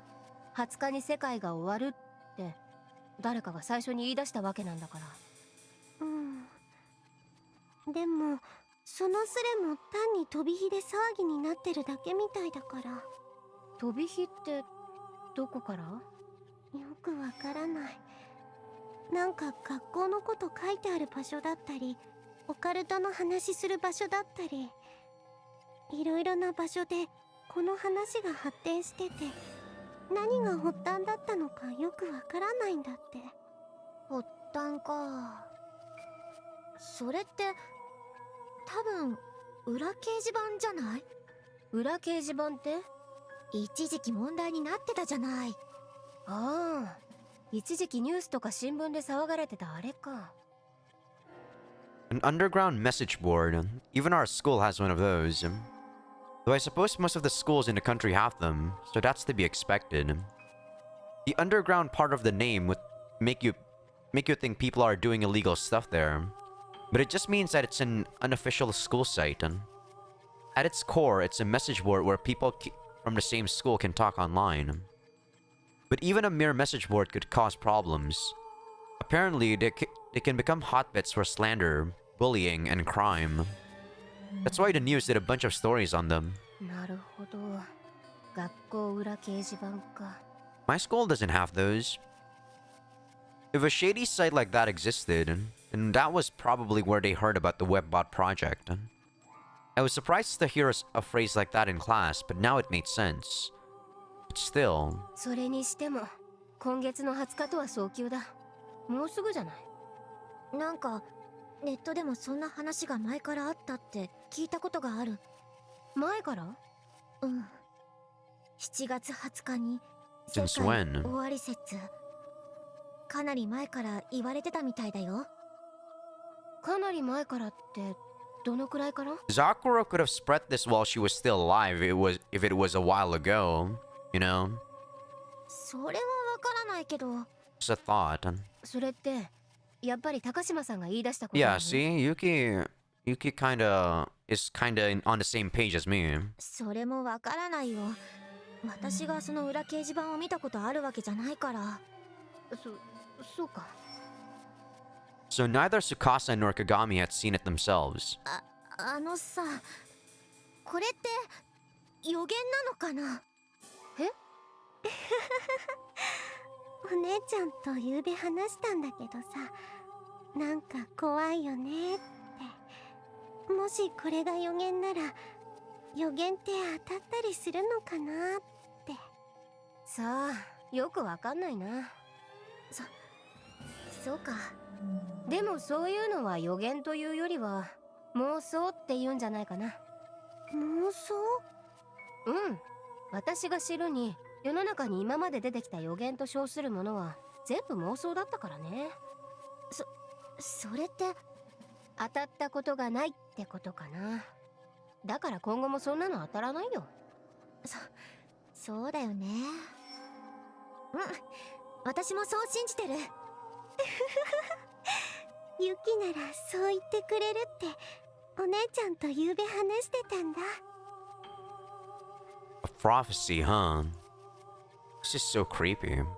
Whether you call it a prophecy or one of the Webbot project's predictions, it's still just a delusion and nothing more. There's no way you could ever perfectly predict what was going to happen in such a complicated world. Even a great schooler would understand that. Or they should understand that anyway. But still, people forget that obvious truth. The obvious becomes less than obvious. For instance, if everyone in the world believed we were about to go extinct, of course that's impossible. But if everyone believed it, it might actually happen. If the people believe it, the infinite... Oh my god, what is that word? The infinite small chance. Oh my god, what is that word? The kind of calamity that should only happen every 10 billion years. That can actually happen every 10 or 20 years, abated by the illogical human heart. Animal spirit. A swarm of illogical souls. Their overconfidence and their exaggerated fears occasion the impossible. If the people believe it possible, it becomes possible. Self-fulfilling prophecy, indeed. But still, that won't happen. There's a big difference between the stock market crashing and the end of the world happening. Besides, I doubt everyone in the world would ever really believe such a thing. Tons of people used to say Nostradamus was a prophet, but none of his predictions ever came true. Not the end of the world, not even a natural disaster. The people didn't truly believe, so nothing happened. But what would happen if a situation was created where everyone truly believed? If a group of people was locked away in a closed space and they were all made to believe the same thing? And if it wasn't a prophecy made by someone in a far-off country, but rather a revelation brought about by the death of one of their own? It's not all that uncommon for fatalistic cults to commit group suicides. There have been plenty of incidents like that in the past. The world will end on the 20th?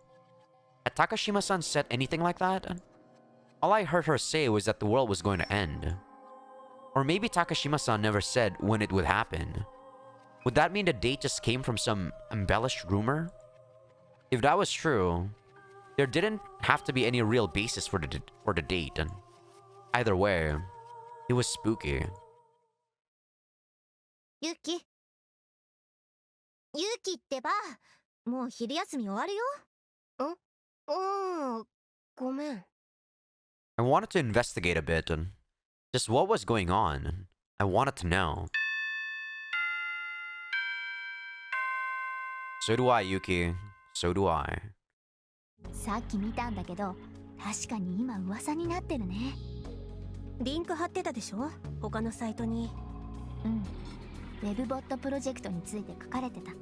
俺が説明した通りだっただろ。あれって本当なのかな。何が？そのウェブボットプロジェクトが世界の破滅を今月の20日だって言ってるの。リンク見たんだろ。確かにそういうデータを示してるって書いてあったじゃん。そうだけど、私怖いんだけど。あのさ。ん？お、みなかみさん。Hello, male student with no name. そんなあなたはバカ1号。俺はそんな名前じゃないっすよ。清です。横山清。He has a sprite, but he doesn't have a character voice. So I assume he's like a random guy. そんな名前だっけ？みなかみさん、いい加減覚えてくださいよ。同じクラスなんですし。The boy in front of me was Yokoyama Kiyoshi. Who cares about him? Average looks, average grades, not anyone I cared about. Though I wasn't really interested in boys anyway. 珍しいですね。みなかみさんが俺なんかに話しかけてくれるなんて。Man, Yuki is harsh. Holy shit. I didn't know she was this harsh to people that she doesn't know. 本当はあんたなんかと話したくないんだけどね。まあ聞きたいことがあるから仕方なしに。みなかみさんが俺に聞きたいこと？うわ、光栄っすね。Did this guy like me or something? Gross. さっき言ってたウェブボットプロジェクト。そんなもんが世の中のことを予言しているサイトがあるって本当？あるっすよ。それってさ、ウェブを自動的に巡回して様々な情報を収集し、それをデータベースに蓄積して検索などを行うための仕掛けのウェブボットのこと？ならさ、そんなもんは単に自動的に HTTP を発行してどこかの HTML 文章を取得したら適当なキーワードを検索してデータベースに保存した後、その文章の中のアンカータグを抽出してそのアンカータグを指す HTML 文章をまた取得していくだけのことでしょ？いやー、よくわからないけど。簡単に言えば検索エンジンのロボットのことでしょ？ウェブボットってことはさ、スパイダーとかウェブクロアとか。 True. その予言をしているウェブボットプロジェクトって何なの？そんなもんがネットのどこにあるの？いやーさ、俺も詳しくはわからないですけど、学校の裏掲示板で話題になってるらしいですよ。裏掲示板？この学校の裏掲示板あるの知ってますよね？いや、そんな詳しくはないけど、まあ噂程度には。つうか、あんたその掲示板見たことある？ああ、もちろんありますよ。ならその掲示板とやらのアドレスをもらえるかしら？いいですけど、登録しないと中見れないですよ。さらに紹介者がいないと登録すらできないし。登録？匿名掲示板なのに？ああ、そうじゃないと裏掲示板の意味がないじゃないですか。そういうもんなんだ。ああ、まあいいや。とりあえずそのアドレスちょうだい。それと紹介者とやらになってよ。Yuki, oh my god, that's not... You're crazy. なら携帯アドレスくださいよ。今から送りますから。そんなのない。え？携帯持ってないんですか？その誰でも持っているかのような言い方に問題があると思う。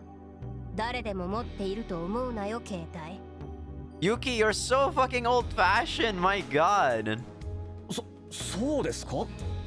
あれ、そうだったかな。Yeah, it's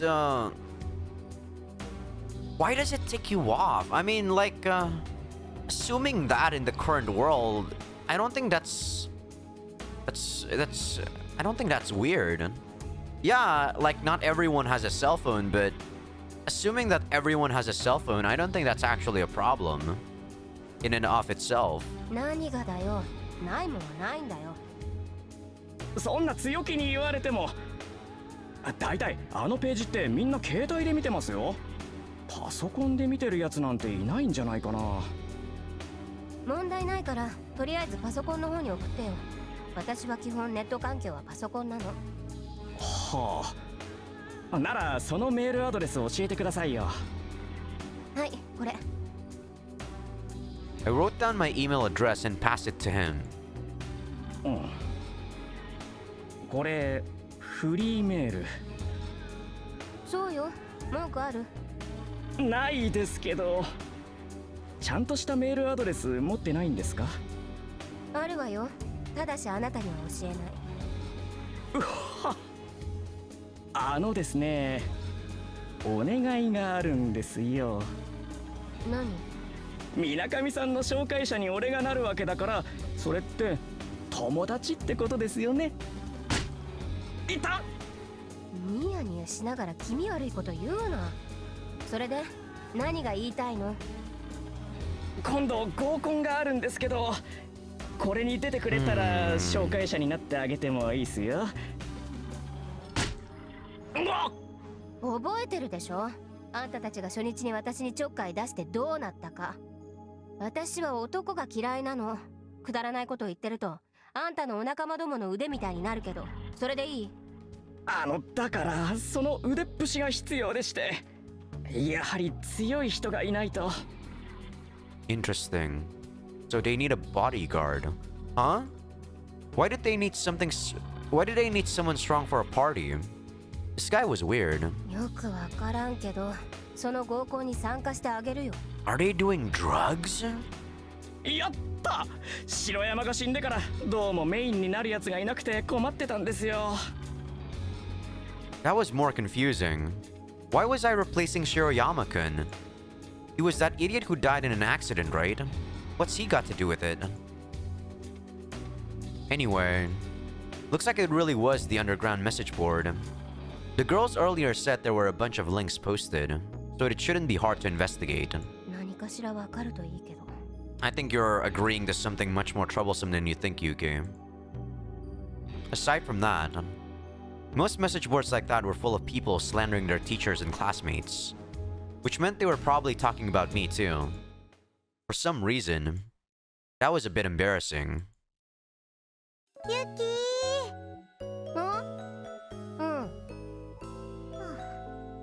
何間抜けな顔してるのよ。ああじゃないわよ。もう授業終わってるわよ。Man, her attitude to people she doesn't care about is very stark. Like it's crazy, the difference. It's insane. そうなん？なんか寝てた。起きてたわよ。適当なこと言うな。それで考え事？考え事してたのはあんたでしょ？二人とも私のことを考えてたんでしょ？あまりにもいい女なんでため息出ちゃうとかなんとか。さあ、つかさ、部活行くわよ。無視？そんなだからユキは先に帰っていてくださいな。私少し用事があるからまだ帰んないんだけどね。いいわよ。そんな気を使ってもらわなくても。私たちならもう大丈夫だから。そうだよ。なんか悪いよ。別にあんたたちのために待ってるわけじゃないんだからね。何それ？鏡の真似です。バカにするな！ほっぺ痛いです。でも本当に個人的な用事だからさ、まあ気が向いたら呼んでよ。多分あんたたちが帰る時間まで学校にいると思うから。ユキ、携帯すら持ってないのにどうやって呼ぶのよ。そうさーて Something was bothering me. There were a lot of things that were still bothering me. Takashima Zakuro. I wanted to know a little more about her. 高島さんのクラスは隣だから。あ、水上先輩だ。 Who are you? あ、君はうん覚えてくださいよ、いい加減。わかった、今日覚える。それこの前も言ってました。そうだっけね。横山やす子ですよ。横山清の妹です。 You have no, you don't have a sprite, so you're not important too. あれ？横山清って？ So I guess these guys are like these are like the side characters. で、同じクラスのお兄ちゃんぐらい覚えていてください。だから今日覚えます。いや、同じクラスのお兄ちゃんをすでに覚えてない方がおかしいです。 I do appreciate them having a sprite for the characters that are not important, you know. That's pretty nice. ほら、いるじゃないですか。先輩にちょっかい出してぶん殴られた。あのキモい男。実の妹の前でキモいとか言わないでください。一応血がつながっているので、なんか自分が言われているみたいです。それでその横山清さんの妹さんがどうなされましたか？何ですかそれ。名前を言ってください。横山。What? 違います。それ女の子の名前じゃありません。 What was that supposed to be referencing? 横山のここだ。違います。そんな女の子いません。横山やす子です。覚えてください。ああ、そうだ。そんなのだ。次会って覚えてなかったら承知しませんからね。だから今日覚えたから。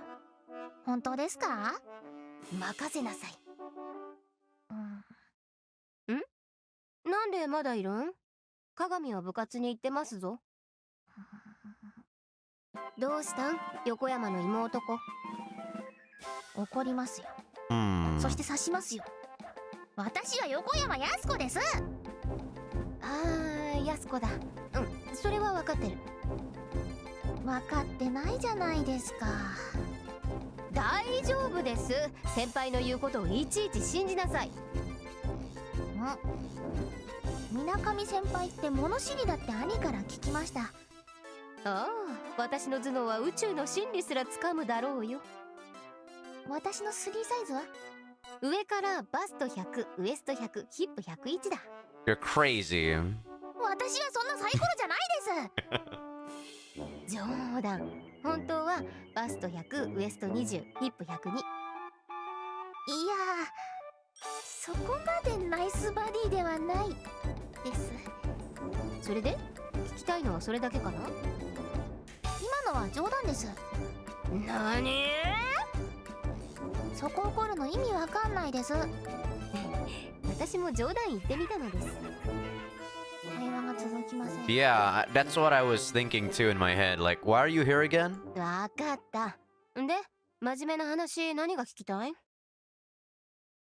世界は今月の20日に滅びるんですか？ What? 世界の終わりが近づいてるって本当なんですか？ Why are you asking me? What the fuck? 教えてください。なんで私に聞くの？ Exactly. 唯一高島ザクロさんと仲が良かったのは水上先輩だけだって聞いたんです。だから水上先輩は事の真相を知ってるんじゃないかと思って。 I was the only one? It wasn't like I got along with Takashima-san that well. Geez, everyone just assumed that. 真面目に言うとね、大昔にね、この世から戦争をなくすために人々が集まってね、世界中の武器という武器を一箇所に集めようということになったの。そしたらね、その武器は一つの生命体になってしまった。 You're crazy, Yuki. 通常にはね、すごく暴力状態な生命体でね、人型決戦兵器な形をしてたのね。何ですかそれ。非暴力ロボガンジーのあらすじなんだけど。知らんがな。だいたいすごく暴力状態なのに、なんで非暴力ロボなんですか？敵と遭遇すると非暴力状態になるんだよ。システム非暴力、動力非暴力、非暴力非暴力非暴力、オール非暴力。 Yuki is insane, 非 dude. 暴力ロボ発進。 I don't know how I feel about her being the MC. She's fucking 全 insane. 部非暴力で出撃するんだよ。やられるがな。非暴力ならやられちゃうかな。 I mean, I guess she's trying to lighten the mood by telling jokes like this, but ずっと一方的に殴られる。 the fact that she can act like this means that she's insane, dude. 逆に聞きたいんだけどさ、なんでそんな早急に世界が滅びるの？ Why would you stir back the question like that or the conversation to this again? I thought you were trying to lighten up the mood. いきなりまともな会話に戻る。 I don't know. 何言ってるの？私はいつだって真面目だよ。今全くふざけた話してたじゃないですか。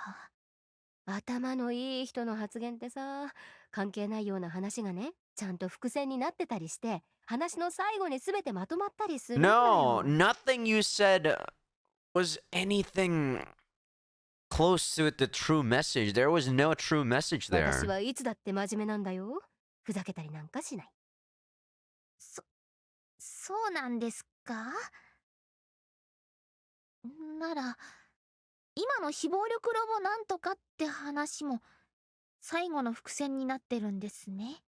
それもちろん、どっかの風呂敷ばっかり広げて回収しきれないようなシナリオライターと私は違う。誰それ？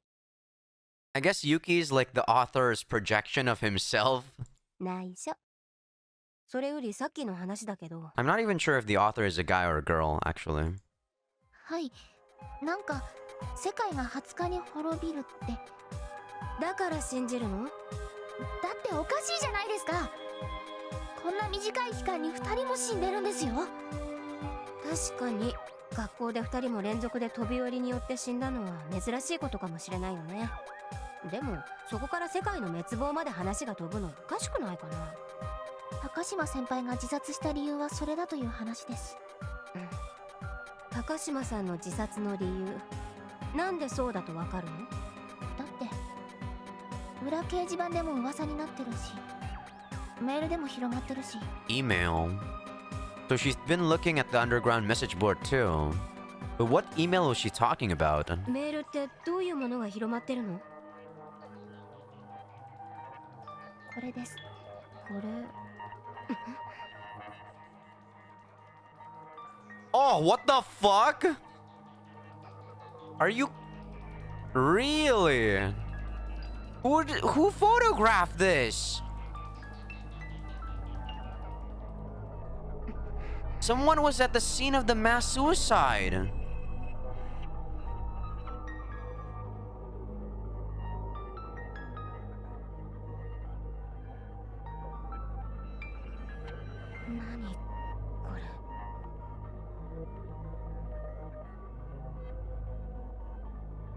The picture was a bit fuzzy, but it was definitely a picture of her suicide. Who would take such a distasteful picture?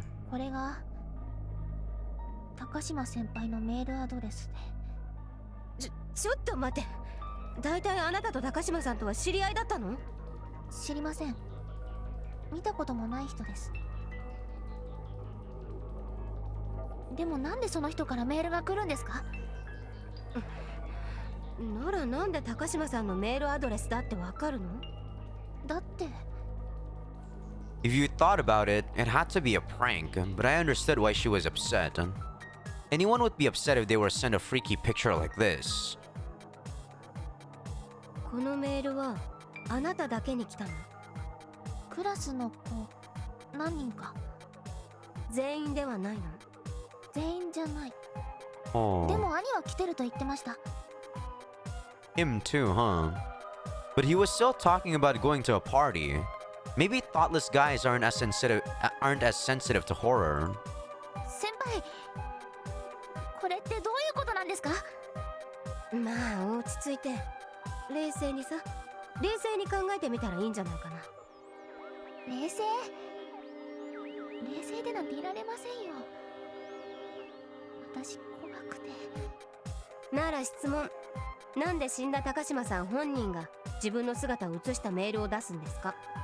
このカメラアングルってどう考えても第三者の視点から撮ったもんだよね。 Indeed. それは幽霊の高島先輩が見た光景がそのまま画像になって送信されたから。 Are you fucking stupid? なるほど、なかなか頭がいいわね。そう裏掲示板で言われてた。 Everyone in that message board is な stupid. るほどね。ならさ、なんでこのカメラには映した人の影が映り込んでるの？ I didn't even notice the shadow actually. 夕方だから影が長かったんだろうね。よく見るとちょうどカメラ位置から伸びた人影があるんだよね。それは高島先輩の幽霊の影。 Yasuko. 幽霊に影なんかあるかね。しかもこの影の人物は長髪には見えないけどな。高島さんは長髪だよ。あ、さすがに輪郭はぼやけてるけど、これって髪の短い人の影に見えるけど。 I'm actually thinking it might be Mamiya Takuji. Short hair. He doesn't wanna get close to Yuki. He's suspicious. どう考えたってたまたま高島さんの自殺現場を通りがかった人間が面白半分に写真に撮っていたずらに使っただけだと思うけどね。でもメールアドレスの中に高島先輩の名が。 They could have used her phone. たかだか高島ザクロってメールアドレスに入ってたぐらい簡単に偽装できるじゃん。 Or that 私のメールア too. ドレスを変更してやってみてあげようか。 That too. でもまあまあいいじゃないですか。何がですか？私が調べますから。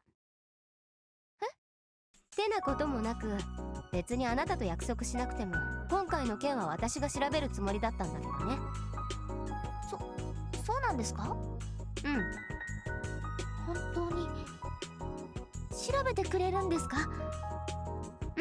任せて。何かわかりますか？そんなことは調べてみないとわからないじゃん。とりあえず私のパソコンにそのメールを転送してちょうだいな。携帯電話ではなくですか？うん、私は携帯は持っていないしな。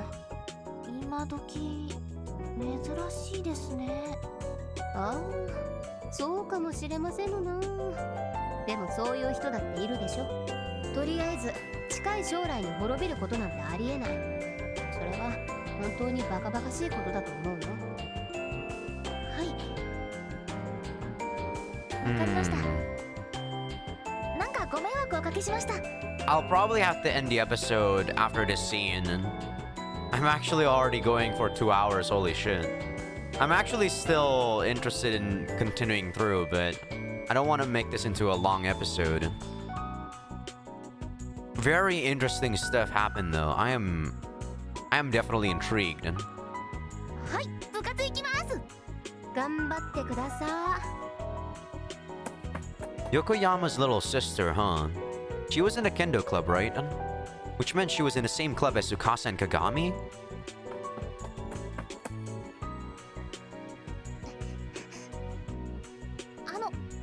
はいさっきの伏線は？はい。非暴力ロボガンジーの話です。水上先輩のお話だとあれ何かしらの伏線になっているって言ってました。 That's BS, Yasuko. でも最後まで話聞いてもあれは単に投げっぱなしだったような。それは暴力だけでは人は救えない。 Wait, what the fuck is with this BGM? That's it? という現代社会に対する痛烈な批判でございまして、そして Are you Are you serious, author? Are you fucking kidding me? って全然関係ねえじゃないっすか。 This author, man. わりかし Alright, I'm gonna call it an episode here. This was an enjoyable episode. I don't think there was a scene that I actually dislike. Even the bento scene was actually pretty enjoyable to me. But yeah, it's 1:56 a.m. over here. That was a really enjoyable episode. We learned not a lot, but I like it when the mystery deepens. It's really interesting. I don't know what's gonna happen in the next episode, but holy shit.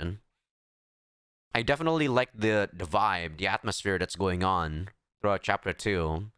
Chapter 1, it was mostly just nothing going on except for at the end, right? But in this one, it feels like things just keep escalating, and I like that. It's very enjoyable. Alright, enough with my banter. Thank you all for watching, and see you guys in the next episode. I might play this again after taking a break. See ya.